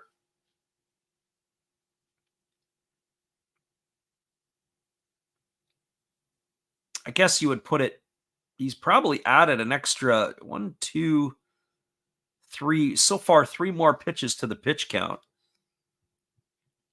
Could have been out of the inning on 82 pitches. But instead, he's got to face a couple more hitters. Here comes the 1-0 offering to Kondo, but now Kondo has asked for time as he steps out of the batter's box to reset himself. Little gamesmanship going on between Kondo and the starter Ito. Just as there was on the last at bat that Ito had stepped off and gave him a bit of a wry smile. So here comes the 1-0 pitch from Ito as it is a fastball taken for a called strike. That was a good pitch. Looked like a two-seamer. Zay says that Kondo is up to 350. Yeah, he started the game at 346, and now with the pair of hits tonight, he's been absolutely on fire. His bat would play in North America. His defense, though, would fit right in with the fighters as he used to be a former fighter. There's a breaking ball swung on. This ball is belted. If it stays fair, this ball could be trouble. And this ball is going to be into the bullpen. And it's a 3-run shot for Kondo. And they have themselves opened up a 7-0 lead. And you're absolutely right, Zay. You are going to pay, and you have paid dearly on that one. Kurihara crosses the plate. Yamakawa crosses the plate. Everything has come after that drop ball by the left fielder. I'm sure he wants to dig himself a hole, as it is now a 7-0 lead for the Hawks here.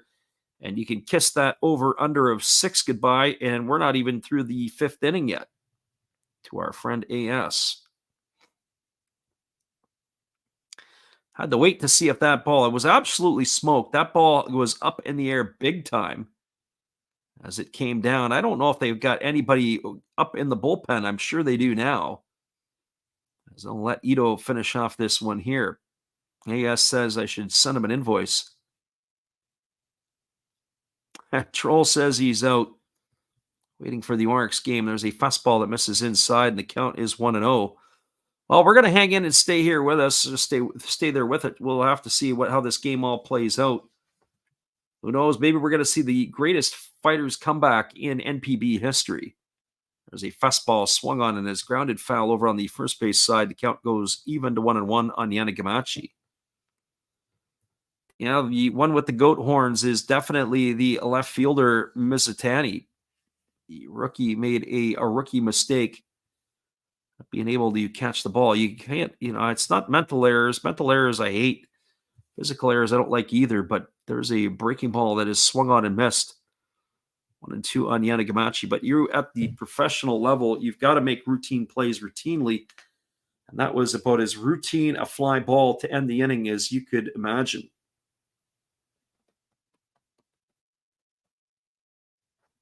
So 7-0 here for the Hawks as they are still batting in the top of the 5th, and there's a split finger pitch swung on and missed.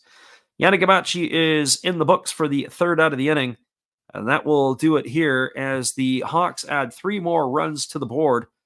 3 runs in the inning on the benefit of only 1 hit. There was 1 error, and there was nobody left to board. We're moving to the bottom of the 5th inning. Your score is the Hawks 7, and the Fighters no score. Stick around, everybody. We'll be back in just a few. Right after this, appreciate you for jumping in here with us tonight on the Last Raps Baseball YouTube channel.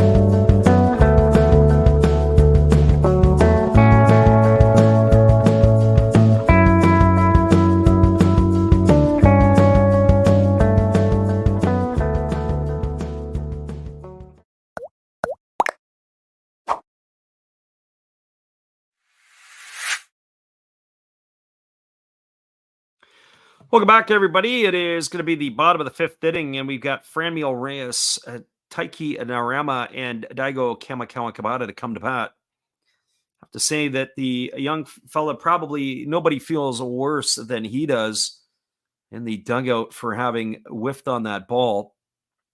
That is the way she goes. The first offering here to Reyes on the way. It's a breaking ball. Take it for a called strike, and the count is 0-1.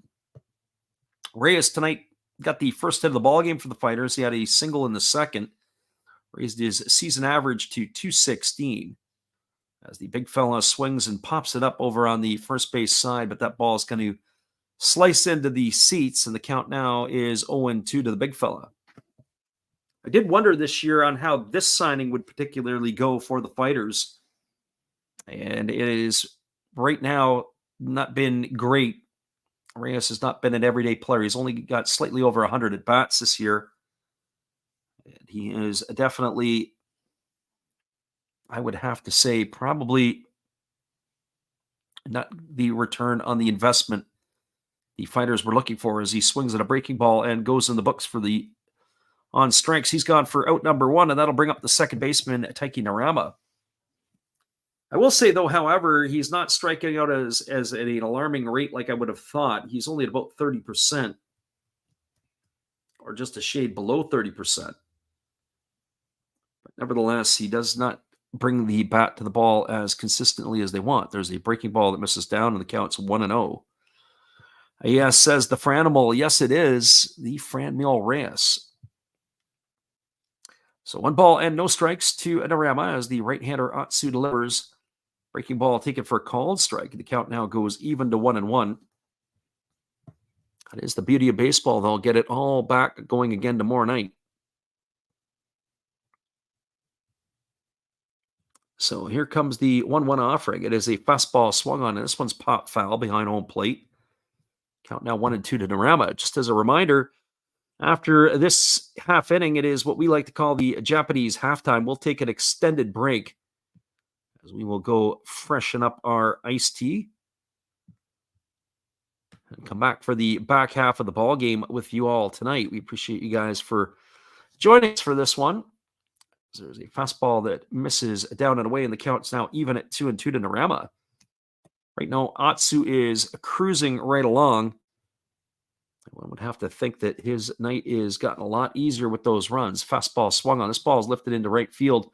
This ball's got some carry to it, but it's just going to get to the warning track. As making the catch is the right fielder Yanagamachi, and Narama is in the books for the second out of the inning.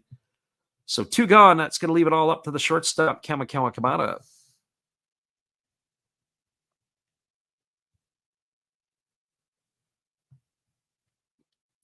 It is unfortunate that this one got a little bit away on us here in that top of the inning. That error doesn't happen. You just see how quickly things can get away. There's a fastball taken for a called strike. Count is 0-1. Kamikawa today is 0 for 1. He popped to second back in the third inning,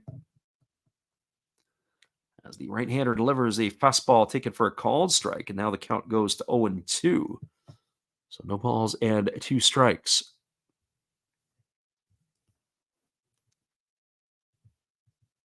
Atsu has had a couple of 1-2-3 innings tonight. One has been unconventional, as that fastball misses for a ball, and the count's 1-2. He did begin the ball game with retiring the first 5 batters he faced. He did get the unconventional 1-2-3 inning in the fourth. Here comes the pitch. Breaking ball taken for a called third strike. Atsu knew it. He was hopping off the mound. He was almost to the third baseline, as the home plate umpire rings up Kamikawa in the books for out number 3. No runs in the inning, no hits, no errors, nobody left the board. We're now through 5 complete. It is your score. The Hawks 7 and the Fighters no score. Stay with us, everybody. We're going to put the music on loop. We're going to jump away for a few. We appreciate you guys for being here. Hang tight. We'll be back in just a bit.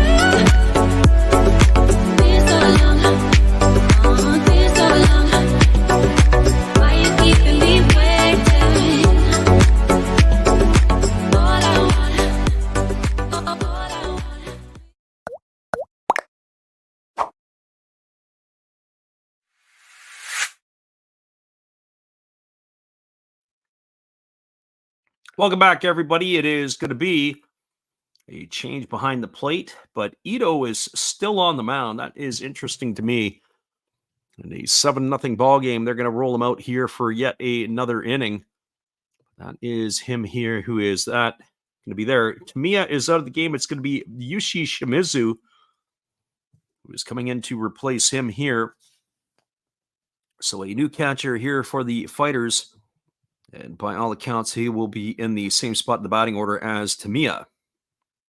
So Shimizu behind the plate. Ito is still on the mound, and the first pitch is a fastball swung on and lined over the head of the third baseman. Gunji into left field, rounding first and heading to second is Masaki. And he's got himself his second extra base hit of the ball game. That's a double to go along with a triple, as he's got a leadoff double here. Interesting, 91 pitches for Ito through 5 innings and a 7-0 lead for the Hawks, and you're still leaving him out there. I don't know what they are thinking in this situation or what would be going on in the mindset of Shinjo. So it is going to be Hirose coming to the plate. He is officially 0 for 0 tonight. He walked and scored a run his first time up, and he had a sacrifice fly driving in a run his second time. So we'll see how they play it out here. Here comes the pitch. It is a fastball that misses inside for a ball. One thing I will say is the Japanese fans and the supporters in the stands, they do a great job. They do a great job meaning that they do not leave games. They will stay there till death do you part. So here comes the 1-0 pitch, and it is a fastball swung on. This ball is lifted down the right field line, moving over underneath it. And as it drifts into foul territory and making the catch is the second baseman, Narama. Giving chase also on it was the first baseman, Martinez, and the right fielder, Manami, but it was the second baseman who puts that one away for the first out of the inning. So one away with the runner at second. It brings up the catcher, Takashi Amino.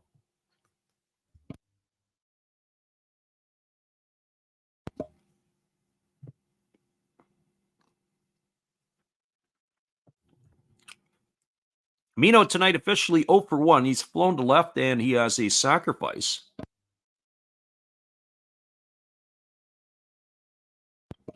Ito holds to the set. He checks the runner and delivers. It's a fastball swung on and fouled away.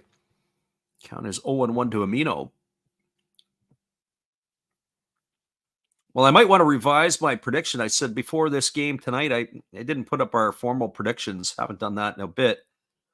I felt, in my opinion, it was going to be the Fighters would win this ball game tonight, and then the Hawks would come back tomorrow. Well, I think the Hawks are in a situation where they could sweep the series here.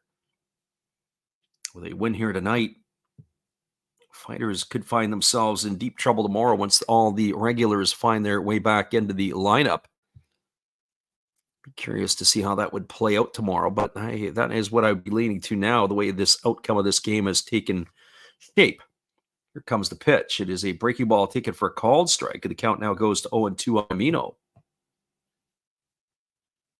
So no balls and 2 strikes it is. Beautiful day for baseball in Hokkaido has turned into a bit of a nightmare for the Fighters fans, as the right-hander Ito holds himself to the set.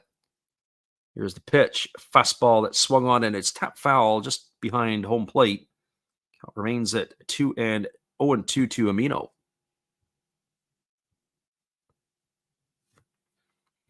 Same 2 teams tomorrow night. It'll be an earlier start. It'll be 9 o'clock Pacific or midnight Eastern if you're in the North American time zone. So hopefully you guys can join us for that one, as we would hope it would be a little bit more entertaining than what we have here. The fastball is swung on. It's lifted into straightaway center field. Coming in and making the catch is Isobata. Holding at second is Masaki, and that's going to put 2 in the books.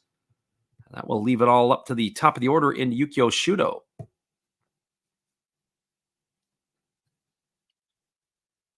Not sure if that was a 2-seam fastball or a splitter. It was hard to tell sometimes just at the distance of which the pitcher's fingers are on the ball. It didn't really do a whole lot. Usually the 2-seamers will have some arm side run to it. Split finger will have some depth. That ball just sort of hung up in the zone. So that brings to the plate Shudo. He's 0 for 3 tonight. He's struck out, he's popped out, and he's grounded out in his 3 trips. As the first pitch is a fastball that misses outside for ball. Count is 1-0. So 1 ball and no strikes to Yukio Shudo. Shudo, a very important piece to the lineup, as he is the fire starter at the top. He's got some great wheels. As that breaking ball drops in for a called strike, the count now goes to 1-1. So 1 ball and 1 strike it is. We haven't done it, but scores from around the NPB. All the other games are going on are in the Central League. The other 2 games that will be in the Pacific League don't get going until 6 o'clock local time, as the 1-1 pitch here is on the way. It is a fastball swung on a grounded foul just past the bag at first base. Count now is 1-2. The Carp have a 1-0 lead over the Giants. That's at the bottom of the 6th inning.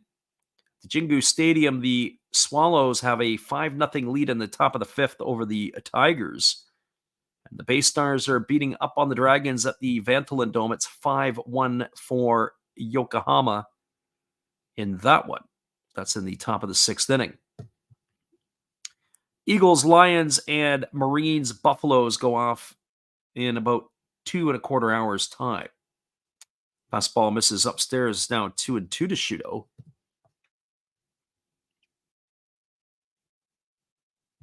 Also looking at the statistics from around the NPB, and you look at the leaders or the different leaders.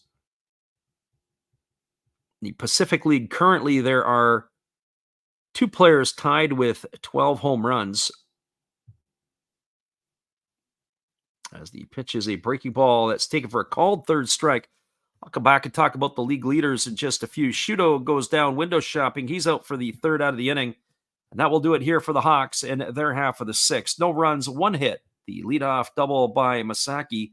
No errors and 1 runner left the board. We're moving to the bottom of the 6th inning. Your score is the Hawks 7 and the Fighters no score. Hang tight, everybody. The bottom of the 6th is just around the corner. Appreciate you guys for being with us tonight and gutting it out here with us in this one. We'll be back in just a few.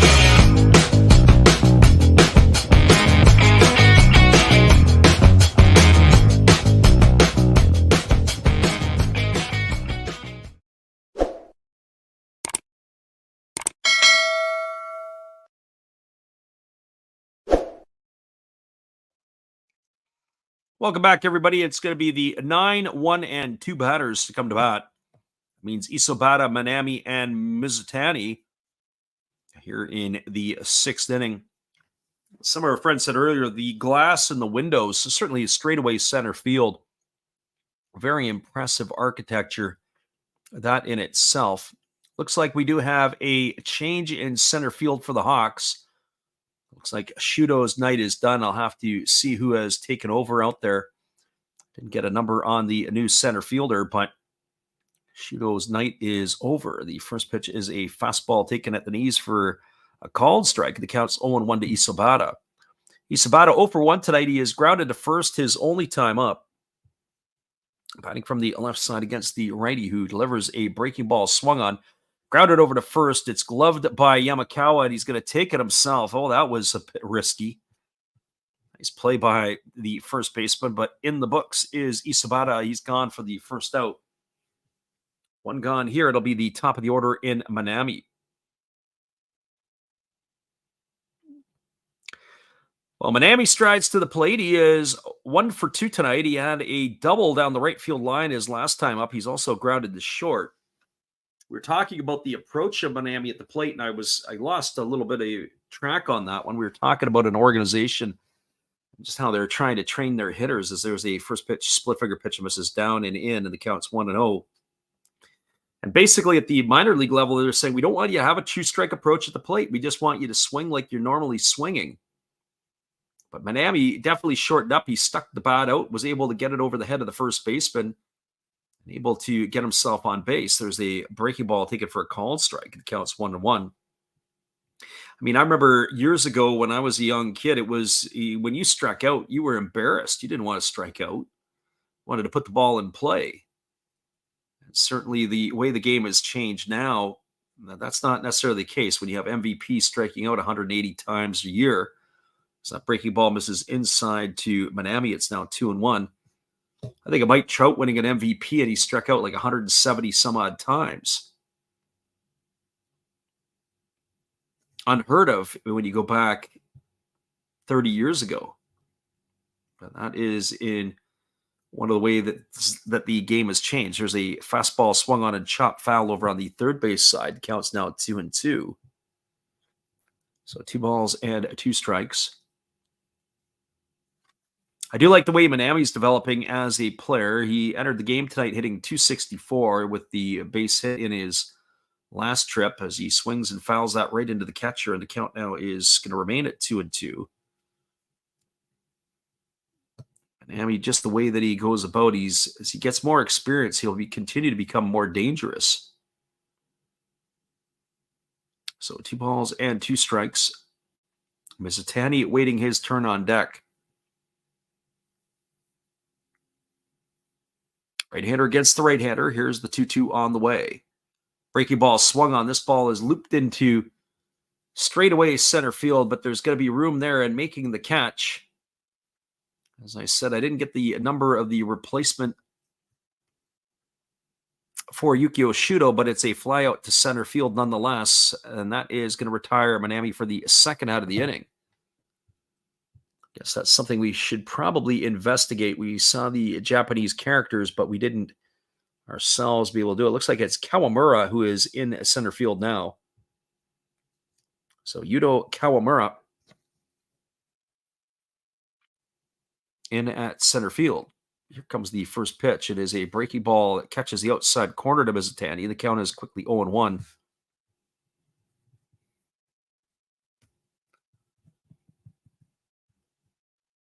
Otsu delivers again another breaking ball that misses outside. The count now goes even at 1.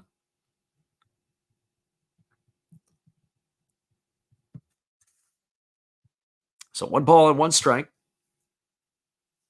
As we said about Mizutani, he was the MVP of the interleague play. It was absolutely outstanding.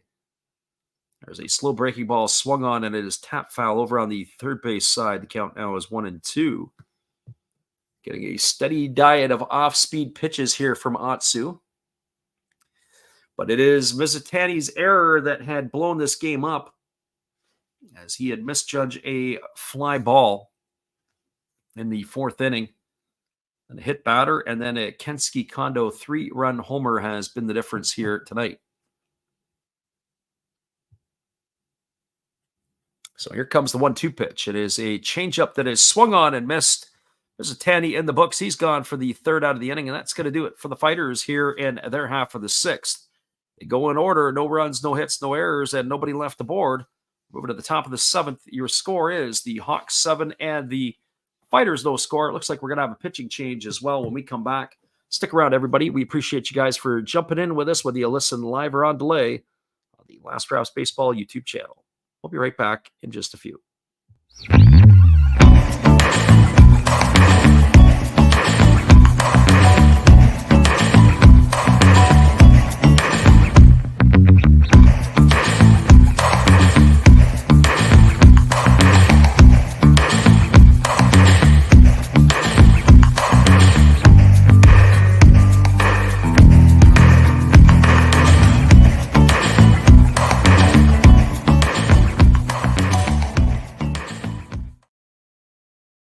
You've got to have an ace in the hole, a little secret that nobody knows.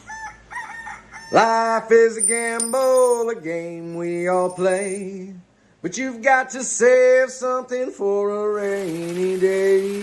You've got to learn to play your cards right if you expect to win in life. Don't put it all on the line for just one roll. You've got to have an ace in the hole.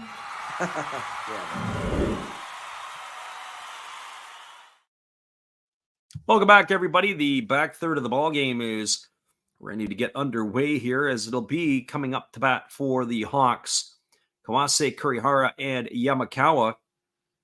They are enjoying a 7-0 lead here in the top of the seventh, as the starter Atsu has cruised right along in this one so far.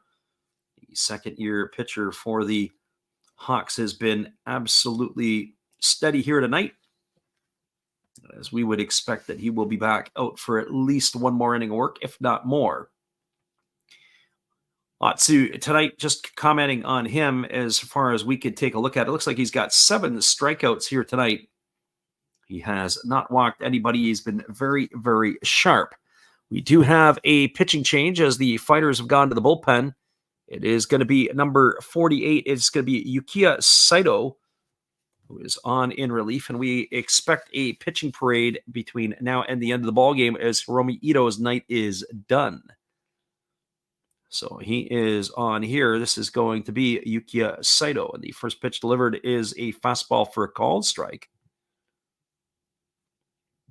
And the count is quickly 0-1 to Kawase. There is a breaking ball that drops in for a called strike. The count now goes to 0-2. Kawase 2 for 3 tonight. He's got a couple of singles in his 3 trips. He did strike out his last time. Saito ahead in the count at 0-2. There is a fastball taken for swung on and missed, and that's going to retire Kawase on strikes for the first out of the inning. He had to reach at that one. It looked like a 2-seam fastball with a little bit of arm side run to finish off Kawase for the first out. That's going to bring up the third baseman, Ryoya Kurihara. Well, Kurihara striding to the plate. He is officially 0 for 3 tonight as he takes a first pitch fastball for a called strike. Counts 0-1. He was the one who was the beneficiary of the error by the left fielder, Mizutani, who and later had come around to score the 5th run of the game for Fukuoka as that fastball misses down, and the count now is 1-1. So 1 ball and 1 strike. As he says, nice Saito. Yeah, Saito, as we said, the pitchers now for the Fighters coming in, they're going to have to get some work. I wonder how the intensity, certainly, of these at-bats will be. There's a fastball swung on and grounded foul. You'll know if they're competitive, even for the Hawks, just on the approaches at the plate. Some teams that score runs early in the ball game, they pack their tents and they go roll over and lay down. If the Fighters were able to chip away a little bit, you never know what can happen. But the question will be is what kind of competitive at-bats can they have against the Fukuoka pitchers? Here's the pitch. Fastball swung on and tap foul over on the first base side. The count remains at 1-2. So 1 ball and 2 strikes it is.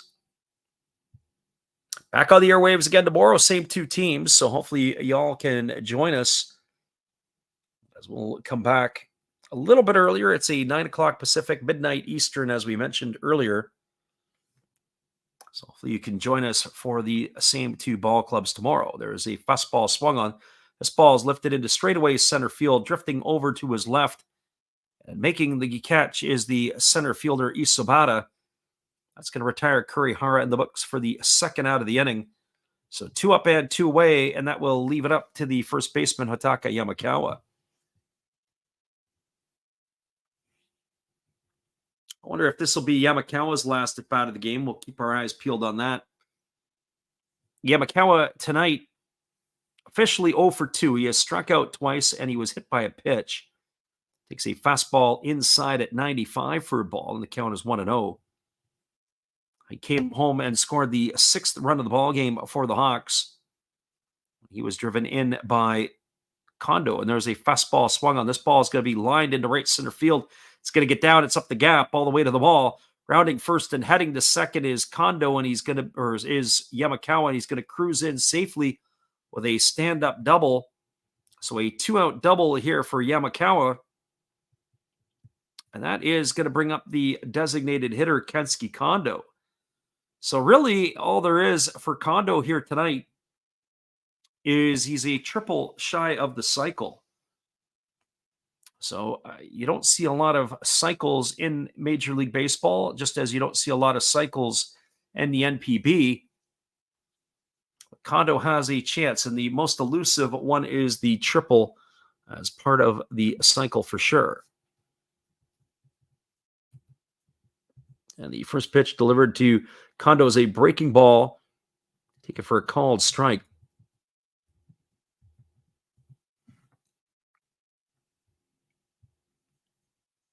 So no balls and 1 strike to Kondo. We'll see if the list of Nippon players to hit for the cycle is alive and well, and it is, of course. As there is a break on and tap foul. There's only been 76 players in the history of the NPB to hit for a cycle. The last one to do it was in 2021, as it was Yasutaka Shiomi did it for the Swallows against the Yomiuri Giants. That was in the Central League.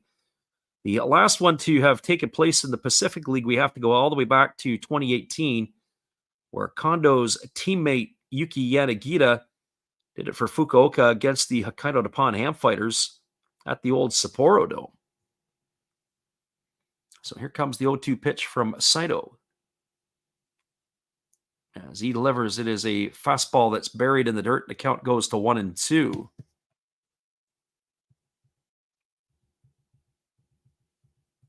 But when you look at the number of cycles that have taken place since the year 2000, there have been 22 cycles. So you think about it, that's a little bit less than 1 per year. And it's been now almost 3 full seasons since the last one. And there were 2 in 2021 because Shugomaki did it as well as Shiomi.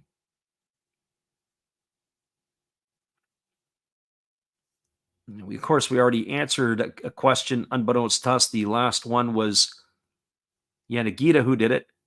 It was the last of the Pacific League and the last one for the Hawks as that fastball swung on and fouled away. Count remains at 1-2 to Kondo.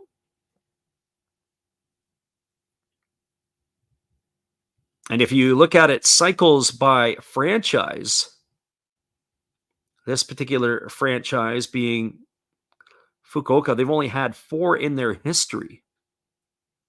And that includes the Nankai Hawks or the Fukuoka Dai Hawks or the Kinki Nippon Club, as time has been called, or the Nankai Club or the Kinki A Great Ring. That would have been all of their franchise once upon a time.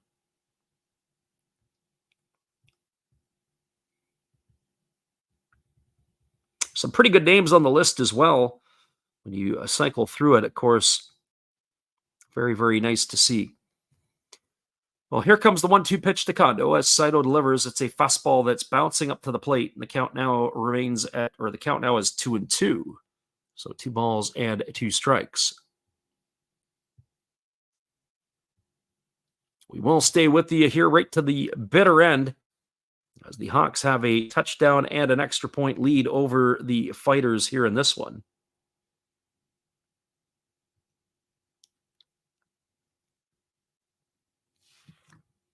Kondo batting from the left side here.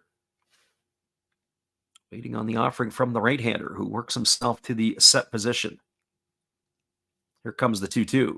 Pitch on the way. It is a fastball swung on and missed. Good stop by the catcher, Shimizu, who fares to first. That's going to be a strikeout, 2-3. Kondo erased for the first time here tonight. That will do it. They strand a runner at second. No runs in the inning. 1 hit, no errors, and 1 runner left aboard. Moving to the bottom of the 7th inning, your score is Fukuoka 7 Hokkaido no score. We'll be back in just a few. Appreciate you guys for hanging with us here tonight on the Last Drafts Baseball YouTube channel. We'll be back in a few.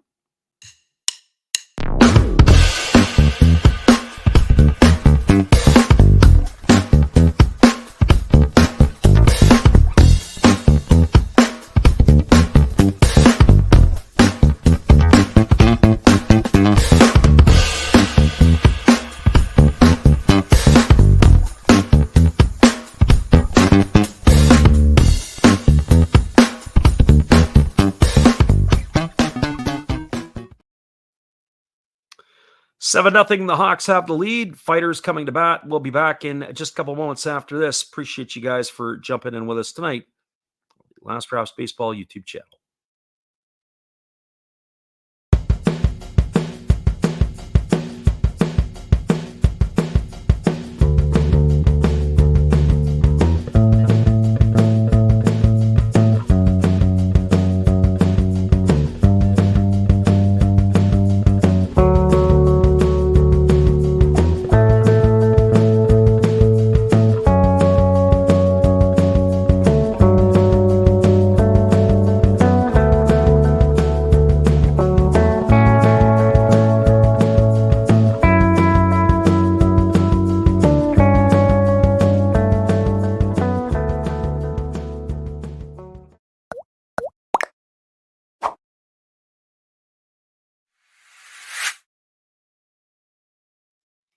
Welcome back, everybody. There is another change for Fukuoka as the night is over for Hotaka Yamakawa, as he will be over. I believe it's Akira Nakamura who is taking over at first base. So I'll just have to get confirmation on that. I missed the number of the player.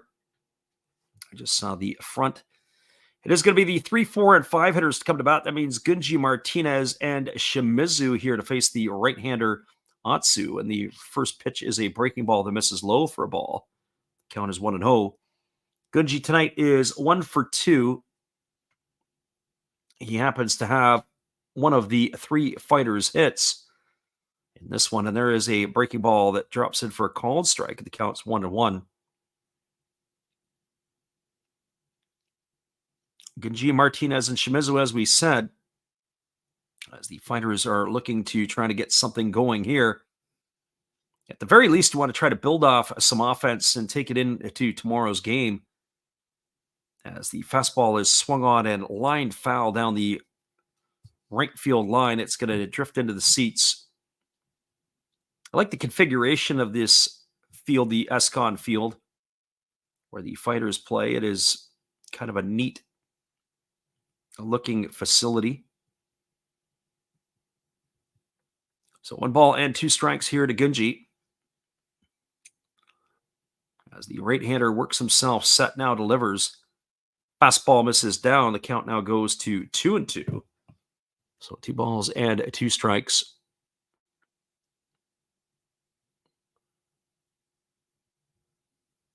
Right-hander kicks and delivers. It's a breaking ball swung on and fouled away. He's going to reach the seats well down the right field line, and the count remains at 2-2.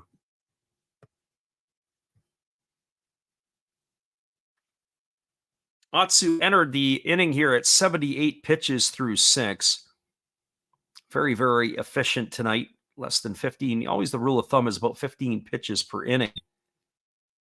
And he has been able to manage that for sure. There's a breaking ball swung on, and good piece of hitting there by Gunji to foul that one away, and the count remains at 2-2. So 2 balls and 2 strikes.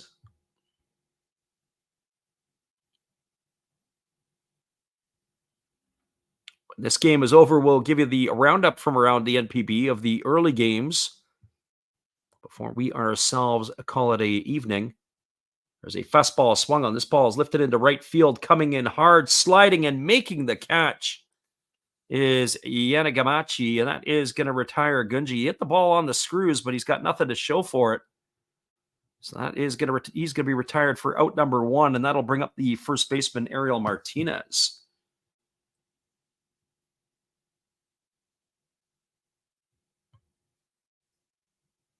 Only game right now that is, I could say, a nail biter is that game at the Tokyo Dome Carp have a 1-0 lead over the Giants in that one.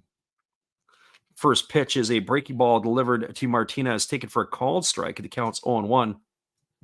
Be curious to see how the Hawks are going to manage Atsu here if they roll him out for another inning. Here's the 0-1. Breaking ball misses down. The count now goes to 1-1. The starters in that game, it was Daichi Osera, who's been absolutely outstanding. He's been drinking something from the fountain of youth this year for the Carp. Their veteran ace or one-time ace. As that breaking ball misses to Martinez, 2-1. Entered the game tonight with a 4-0 mark with a 0.87 ERA. And he's looking to lower that ERA even more. Foster Griffin, who's pitching or got the start for the Giants, has had a pretty decent year so far for Yamuri. Breaking ball misses outside. They checked to see if Martinez had offered, but the first base umpire said he didn't.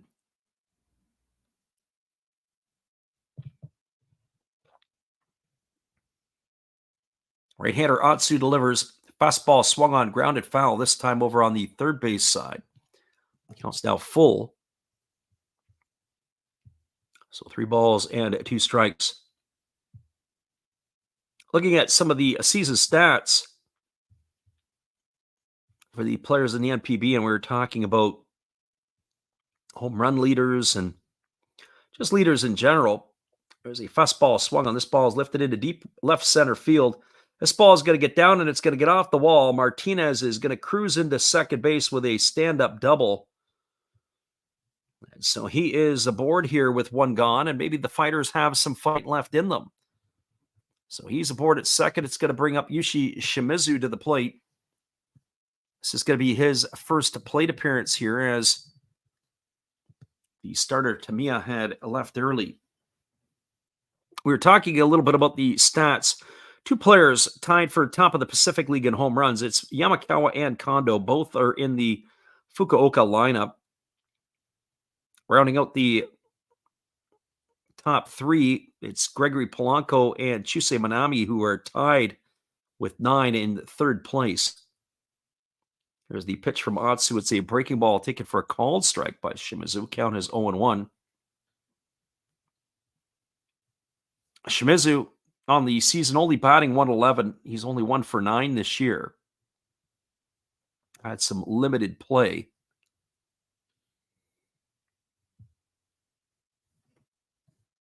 As the right-hander Atsu holds to the set, now he kicks and fires. It is a fastball swung on. This ball is going to be lined into left field. This is going to get up the gap. It's going to get all the way to the wall. And so maybe the Fighters do have something in them. Shimizu is going to stop at second. And that is going to break the ice as Martinez comes around to score. The scoreline is now 7-1. Shimizu has driven home Martinez with 1 gone here. He's got himself an RBI, and that's going to bring up the DH Franmil Reyes.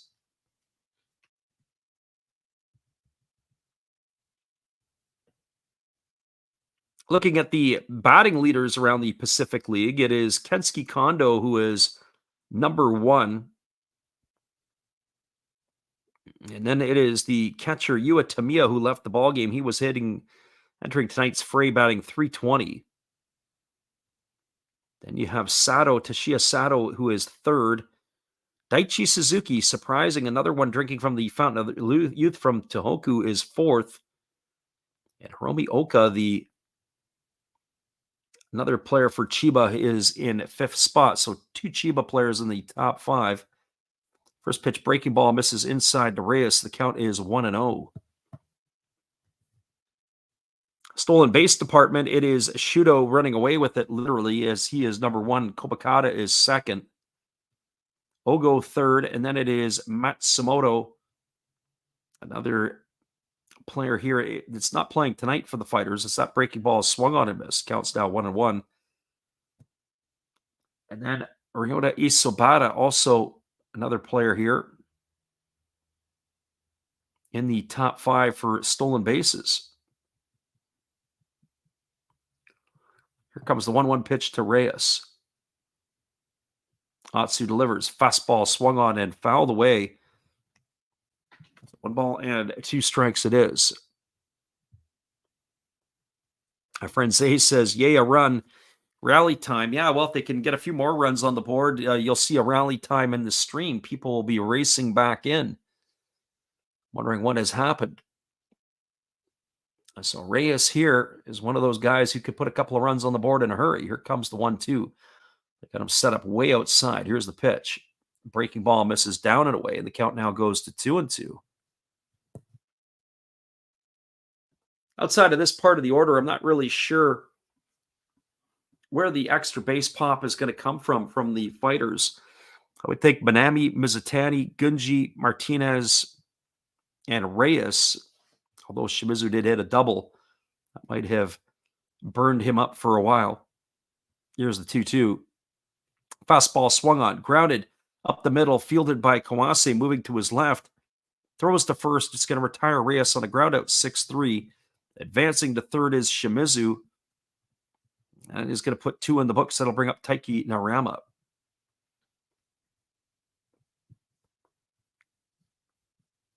Well, for Narama tonight, he is 0 for 2. He is grounded out and flown out his 2 trips to the plate.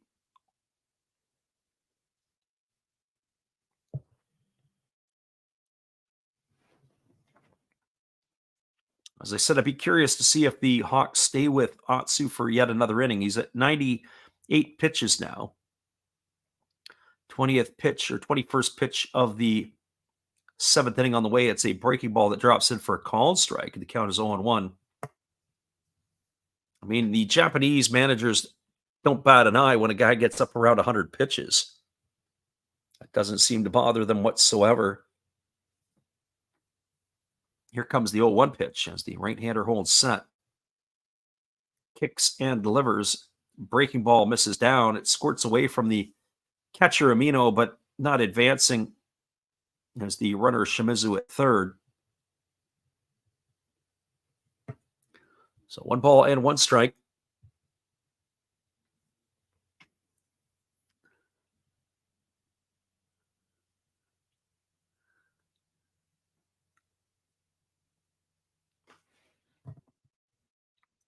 Right-hander leans in. He gets his sign. Does the righty Atsu. He works himself to the set. Here comes the pitch. Breaking ball swung on and grounded foul over on the first base side. Count is 1-2.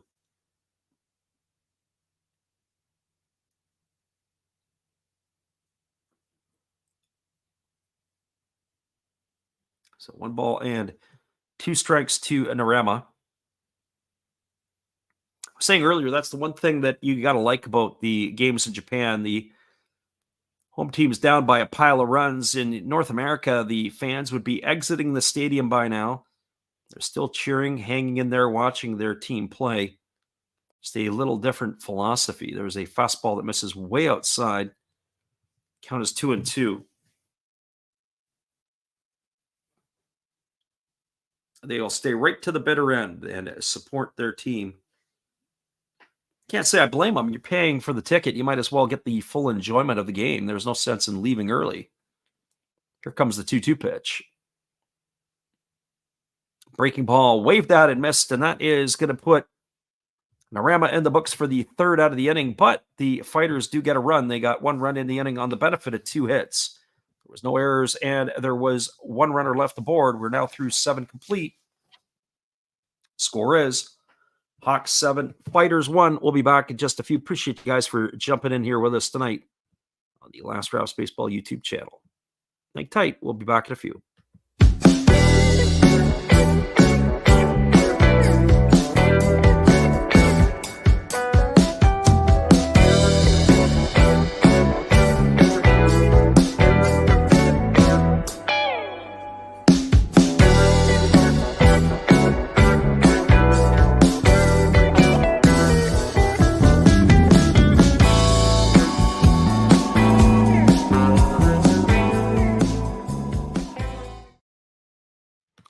We got a 7-1 lead for the Hawks. It is Fukuoka coming to bat in just a few minutes. We'll be right back after this.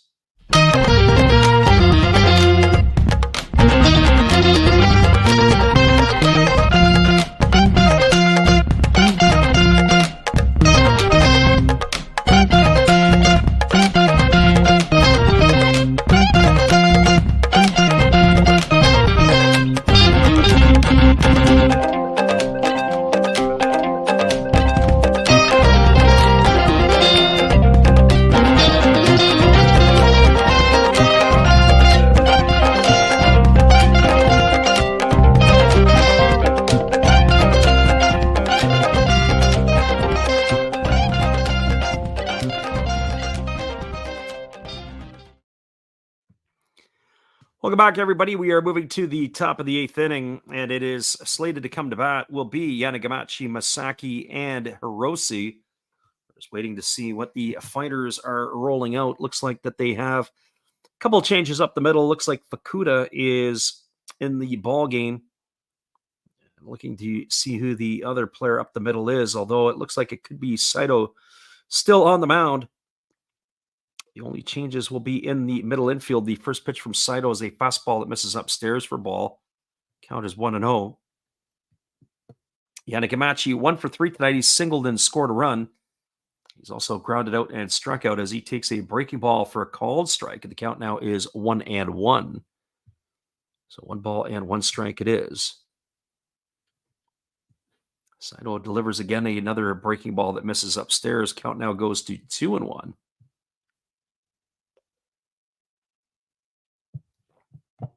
Yanagamachi batting from the left side here. And he swings at a breaking ball and he grounds that one foul just past the first base coach's box. It runs the count now to 2-2. There's been a lot of damage from this part of the batting order as Yanagamachi, we said, scored a run. The triple that brought home a pair of runs off the bat of Masaki as he is in the next spot in the batting order. He's been a major run producer here tonight. Fastball swung on and fouled away, and the count remains at 2-2 to Yanagamachi. As well as Hiroshi scoring a run and driving one in himself. So when you got the bottom third of the batting order doing damage for you, that makes it a big problem for the defense. There's a fastball swung on and fouled away, and the count remains at 2-2. So 2 balls and 2 strikes.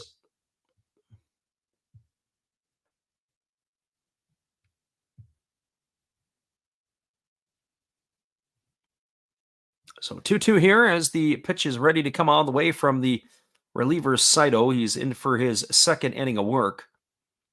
Pitch is delivered. It is a split finger pitch, swung on and missed. And Yanagamachi's in the books. He's gone for the first out of the inning. One up and one away, and it'll bring up Masaki to the plate. I have to say, Saito is a big man. He has got some physical size here.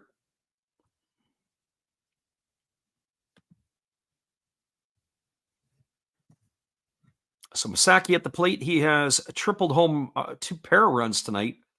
He's also doubled. He struck out and he scored a run himself. He's raised his season average up to 310 with the 2 hits that he has here in this one. Got the nod here tonight. The Hawks have a lot of younger players that have been making their way into the lineup as there's a breaking ball over for a called strike. The count's even now at 1-1. A mix of younger players and veterans. As the pitch is a breaking ball that just misses inside. It's now 2-1 to Masaki.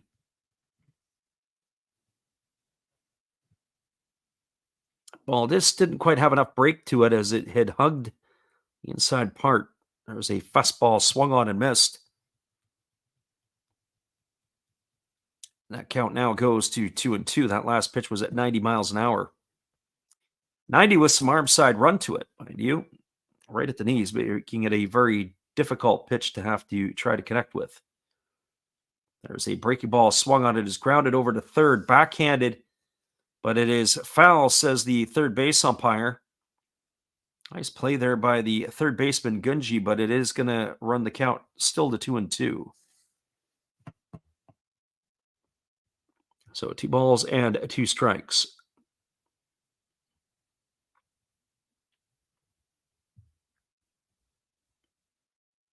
Saki waiting here on the offering from the right-hander Saito, who is getting his signs from Shimizu. He works himself set. Here's the pitch. It is a fastball swung on it. It's going to be lifted foul into the seats behind the first base dugout. The count is 2-2. So 2 balls and 2 strikes to Masaki.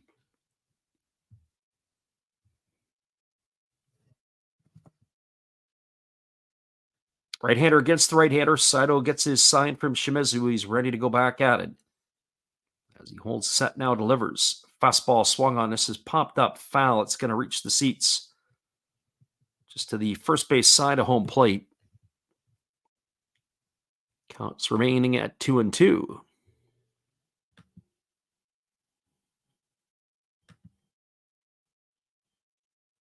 Saito gets himself a new baseball. He's ready to go again. As the 2-2 is on the way, it's a fastball swung on and missed. Masaki has gone on strikes. He walked the ladder, did Saito, as he went up with a high fastball. Masaki unable to catch up to it, puts 2 in the books. That's going to bring up the second baseman, Ryuta Hirose. And for Hirose tonight, he is officially 0 for 1. He's popped a second, he's walked, he's scored a run, and he has had a sacrifice fly driving in a run. And the first pitch is a breaking ball dropping in for a called strike. Count is quickly 0-1 to Hirose. Another breaking ball delivered, this time missing down and in, and the count is 1-1. So 1 ball and 1 strike. Right-hander ready to go again. As he kicks and delivers, it's a fastball that misses way outside. The count now goes to 2 balls and 1 strike.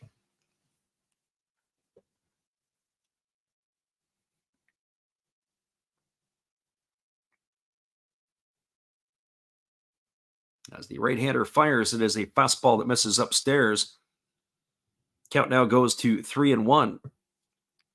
So 3 balls and 1 strike to Hirose.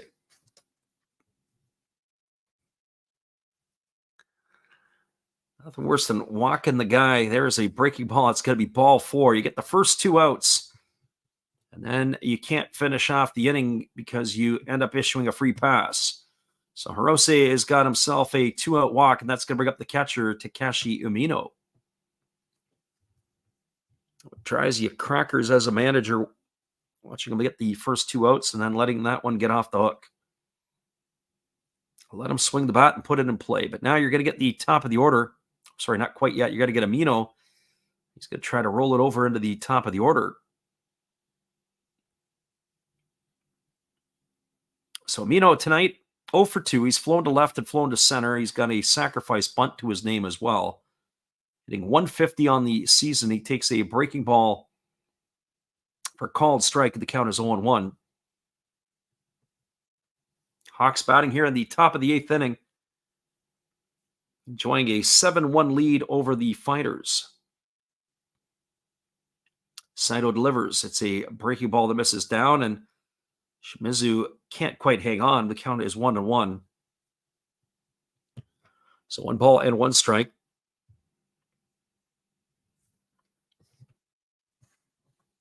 As we mentioned, there were some changes for the Fighters defensively in the middle of the park. I'll get those for you and see exactly where they're going to have them in the batting order. For the next half inning, there's a fastball check swing fouled behind home plate. The count is 1-2 to Umino.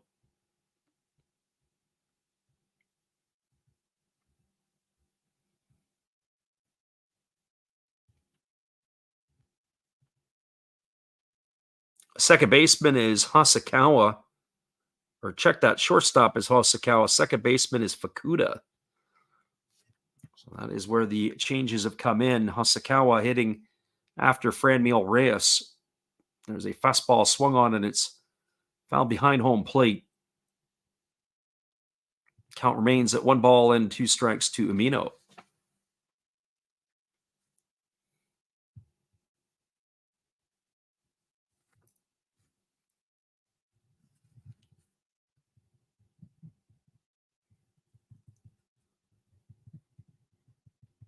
So 1 ball and 2 strikes as the catcher for the Hawks digs himself back in. Saito ready to go again. This is going to be his 41st pitch coming on in relief as he works himself to the set. Here comes the offering. Fastball swung on down in the dirt. It's going to retire Umino. They're going to have to go to first via 2-3 on the putout. That is out number 3 here in the 8th inning for the Hawks. No runs in the inning, no hits, no errors, 1 runner left aboard. We are now moving to the bottom of the 8th inning. Your score is the Hawks 7 and the Fighters 1. Hang tight, everybody. We'll be back in just a few with all the action. Appreciate you guys for checking in with us tonight on the Last Drafts Baseball YouTube channel. We'll be right back after this.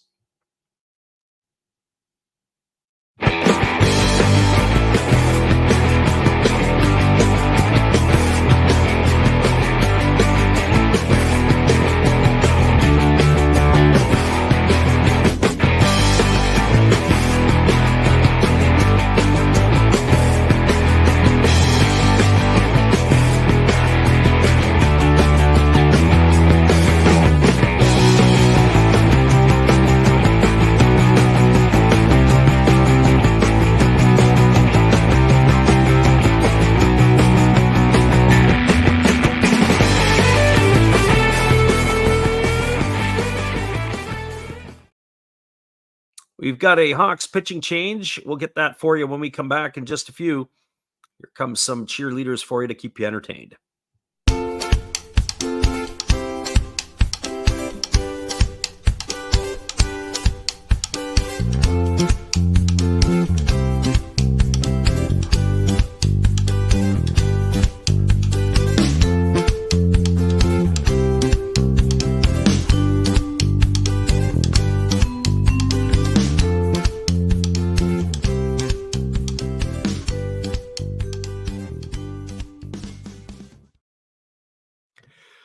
Welcome back, everybody. We have a pitching change. It is going to be number 53, Ryo Oyama, coming on in relief as he will take over here for the starter, Ryosuke Atsu.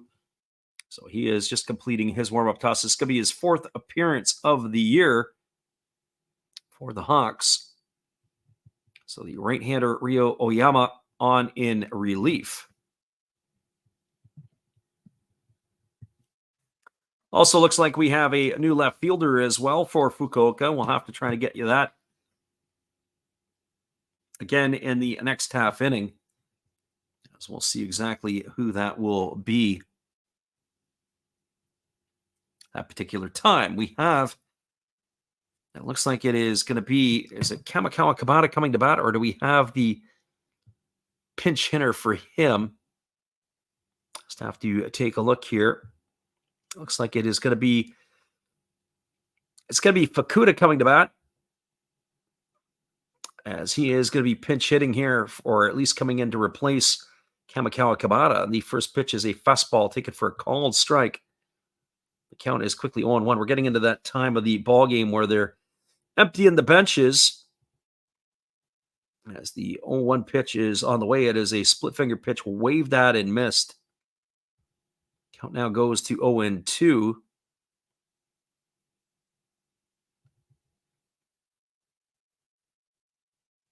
So Koki Fukuda here batting in this situation for Kamikawa Kabata.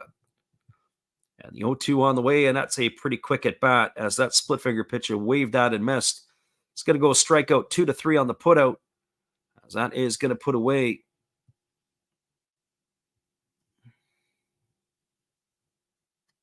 Fukuda for the first out of the inning. It'll bring up the center fielder, Ryota Isabata. So 3 pitches to put him away. Nice job there by the right-hander, Oyama, to do the job. So 1 in the books. And that's going to bring Isabata to the plate. He was 0 for 2 tonight. He has grounded both times to the first baseman. He's seen his average drop to 197 on the year, and he swings through a split finger pitch, and the count is quickly 0-1. So no balls and 1 strike to Isabata. Right-hander again holding to the set. Oyama kicks and delivers. Another breaking ball taken for a called strike. The count is now 0-2. I have to say, Oyama's come in throwing strikes. He's thrown 5 pitches, and all have been strikes. He's not messing around. That's what you want from your relievers. You need strike throwers. And the pitch on the way, fastball swung on and missed, and that is going to put Isabata in the books for the second out of the inning. So 2 up and 2 away. It'll bring up the top of the order in Chusei Manami. Well, we saw one earlier this year from the Hiroshima Carp. One of their pitchers had a immaculate inning. Well, 2/3 of that is in the books here, as the right-hander has been dealing so far since entering the ballgame. Benhamy striding to the plate. He is 1 for 3 in this one. He's got a double in 3 trips. First pitch fastball misses low, so we're not going to see another immaculate inning this night. So 1 ball and no strikes to Benhamy. As the right-hander ready to go again. Pitch is on the way. Fastball swung on, grounded over to short, fielded by Kawase. Throws to first. It's a ground out 6-3, and that is going to do it here for the Fighters in their half of the 8th inning. They go quietly. There were no runs, no hits, no errors, and nobody left the board. Moving to the top of the 9th inning, your score is the Hawks 7 and the Fighters 1. We'll be back in just a few with all the action right after this. Appreciate you guys for being with us.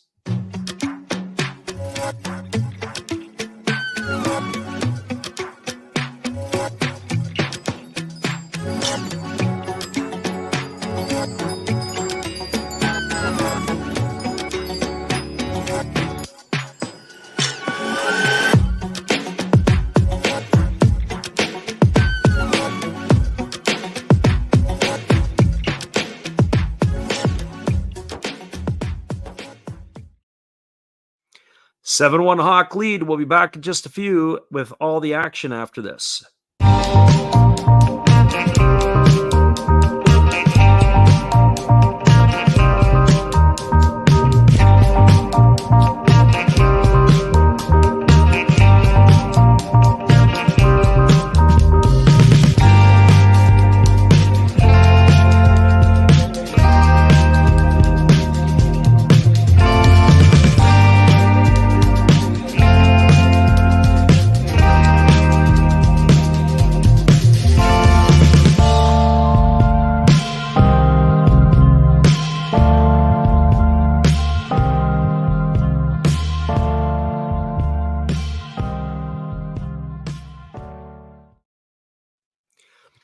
Welcome back, everybody. It is going to be the top of the order coming up for the Hawks, which means it's going to be Kawamura, Kawase, and Kurihara, the 3 Ks at the top of the order. And we do have a pitching change for the Fighters. It is going to be a import right-hander taking over. It is going to be number 42, and here is Zabala on the hill. It's our first look at him.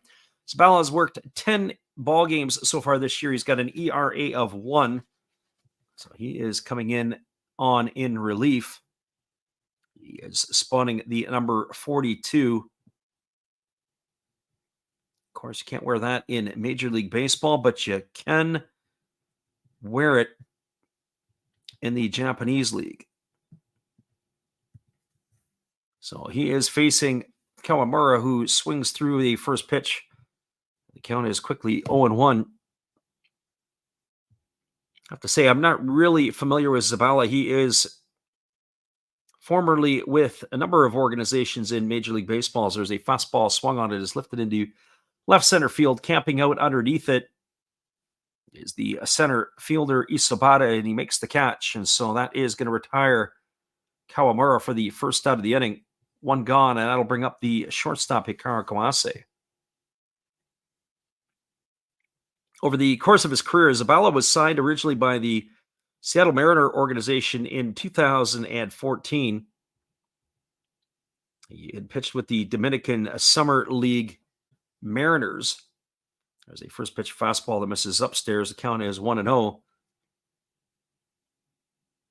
He was traded with Drew Jackson to the Dodgers in return for Chase DeYoung. So he got to be with the Dodger organization. Fastball swung on and lifted foul down the left field line. Counts even at 1-1 now to Kawase. Then he was flipped with James Marinian in exchange for Dylan Floro, Zach Neal, and international bonus money as he was sent packing to the Reds. He signed a minor league deal with the Phillies. As that split finger pitch is swung on and missed, the count now goes to 1-2.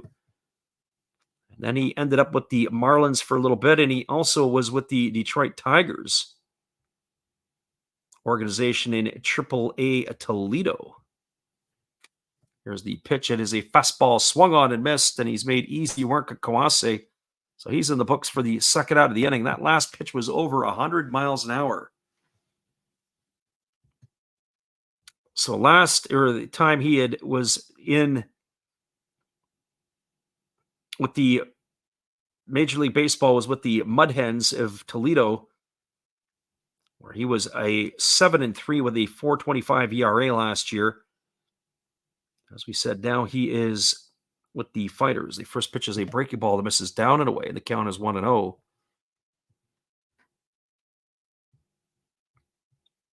Sabalo, when I first looked at him, the first impression I had was Johnny Cueto, although he doesn't do the shimmy and shake, or at least not that we see. There's a breaking ball taken for a called strike.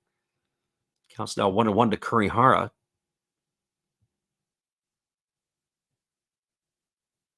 Friend Living Room is in the house. He says, we finally beat Medicare. Congratulations, everyone. Fastball down and in. The count now goes to 2-0.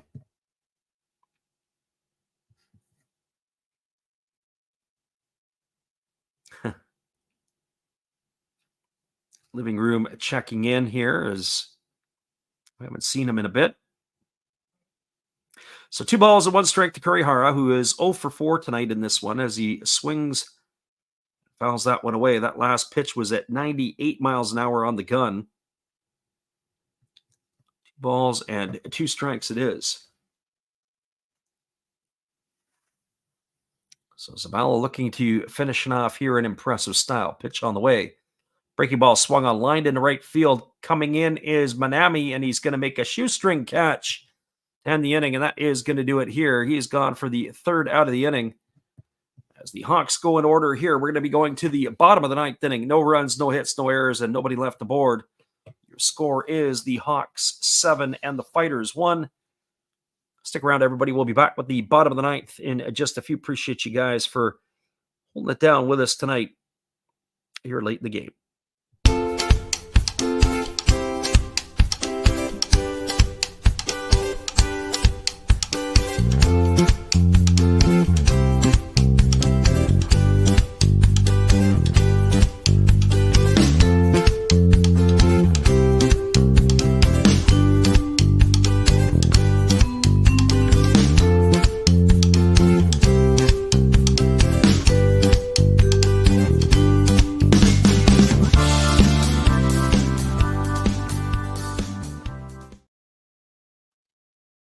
Seven 1 is your score. We'll be back in just a few. Appreciate you guys for jumping in with us tonight in this one here. Hang tight, everybody.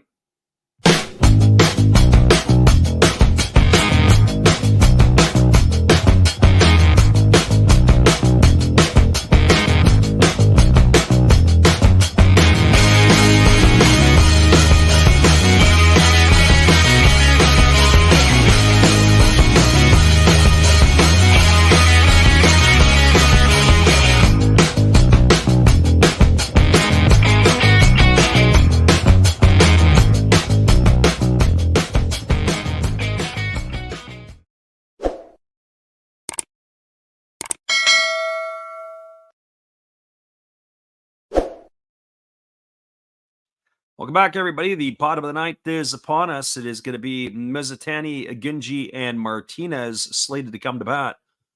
We're just taking a look here to see what Fukuoka has up their sleeves and who is coming to pitch. It is going to be number 48. It's going to be Koya Fuji, who is normally a 7th or 8th inning arm out of the pen for the Hawks, but he's coming in to get a little bit of work. It's going to be his 25th appearance of the year. He's got a 263 earned run average.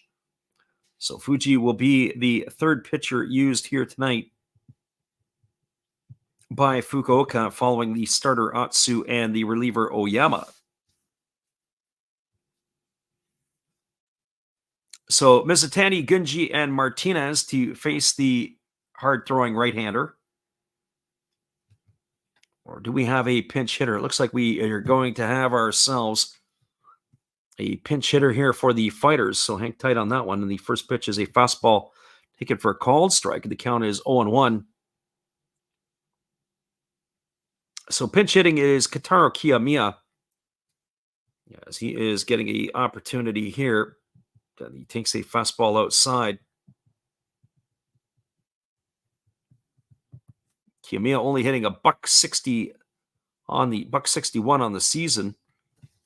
As the count is 1-1. Here comes the pitch. Fastball misses down. The count now goes to 2-1. So 2 balls and 1 strike.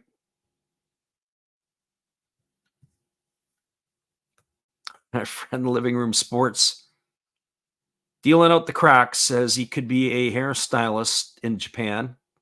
As there's a fastball taken for a called strike. The count is 2-2. They all have bowl cuts. Well, it depends on who you're bowling or who you're looking at. And necessarily, that's not always true. But there are certainly a number that have that cornered. 2-2 pitch on the way. Fastball swung on and lifted foul into the seats over on the third base side. Count remains at 2-2 to Kiyomiya.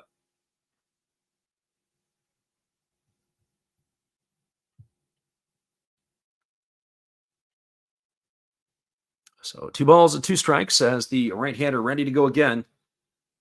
Now he kicks and delivers. It is a fastball swung on. This is lined foul down the left field line, and the count remains at 2-2. Once again, back on the airwaves again tomorrow night. Same 2 teams, just an hour earlier start. It'll be at 9 o'clock Pacific or midnight Eastern. We'll try to give you all the action between the clubs here. The Fighters are fading fast in the Pacific League as that pitch is down in the dirt. The count now is 3-2. We're looking at their numbers, and they were running in second place for quite a while. But that run is pretty much over as they find themselves behind the Chiba Ball Club. Here's the 3-2 pitch. Fastball swung on. This ball is going to be lined up the middle for a base hit. And Kiyomiya is aboard with a leadoff single here in the 9th, so they have a little bit of life, do the Fighters. And that's going to bring up the third baseman, Yuya Gunji.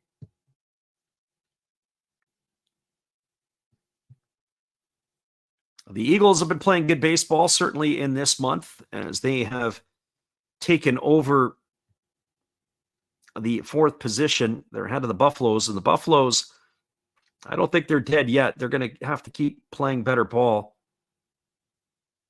But the team that is certainly long gone is Saitama. The Lions are long gone in this one here, or at least in our opinion, they are. So here comes the first pitch. It is a fastball taken for a called strike. Count is quickly 0-1 to Yuya Gunji.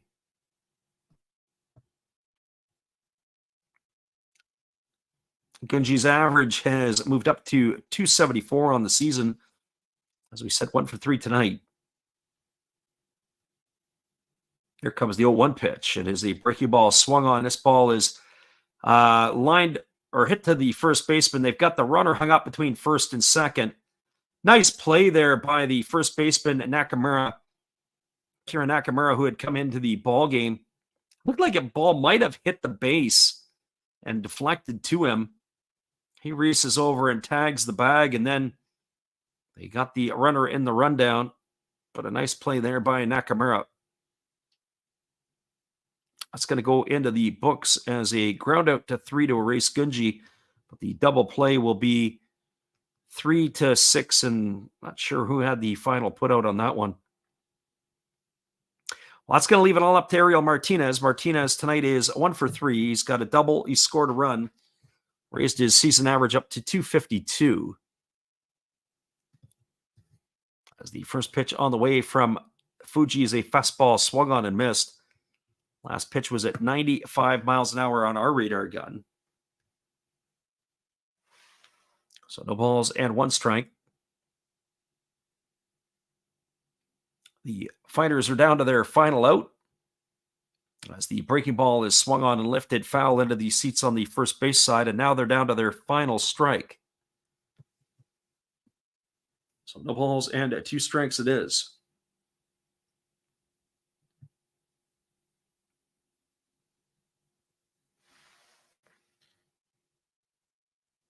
Right-hander holds himself to the set. Here comes the pitch. Fastball just misses off the outside corner, and the count's now 1-2 to Martinez.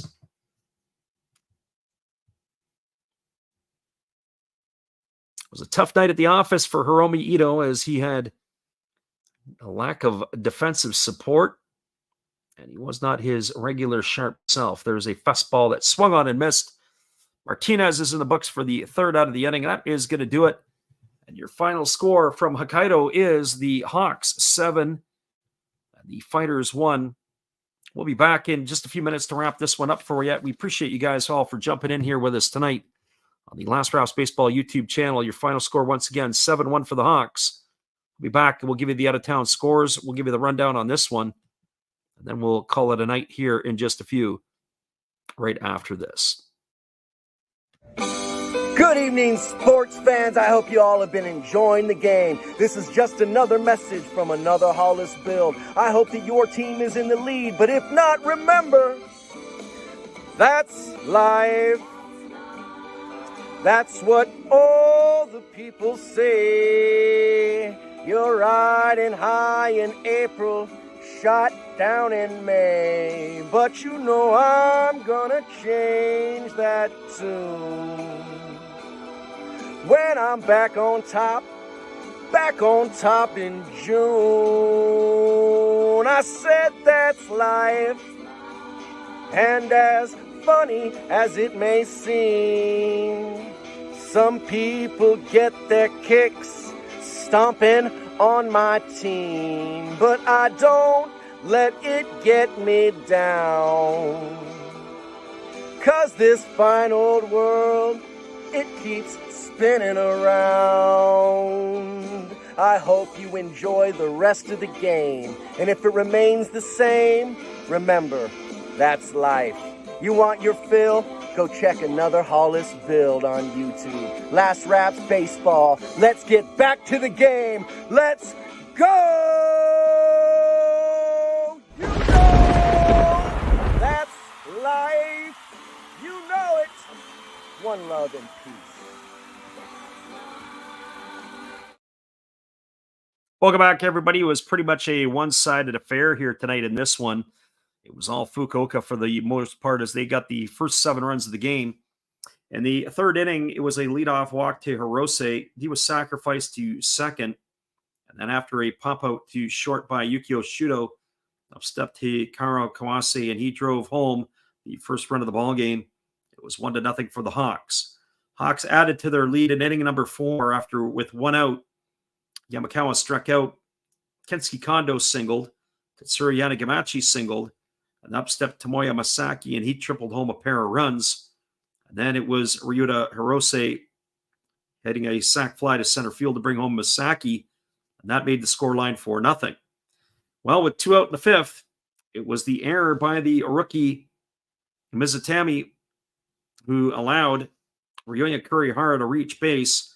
Yamakawa was hit by a pitch, and then up stepped Kensuke Kondo, and he delivered a 3-run shot to put him now firmly in the lead all by himself with 13 homers in the Pacific League.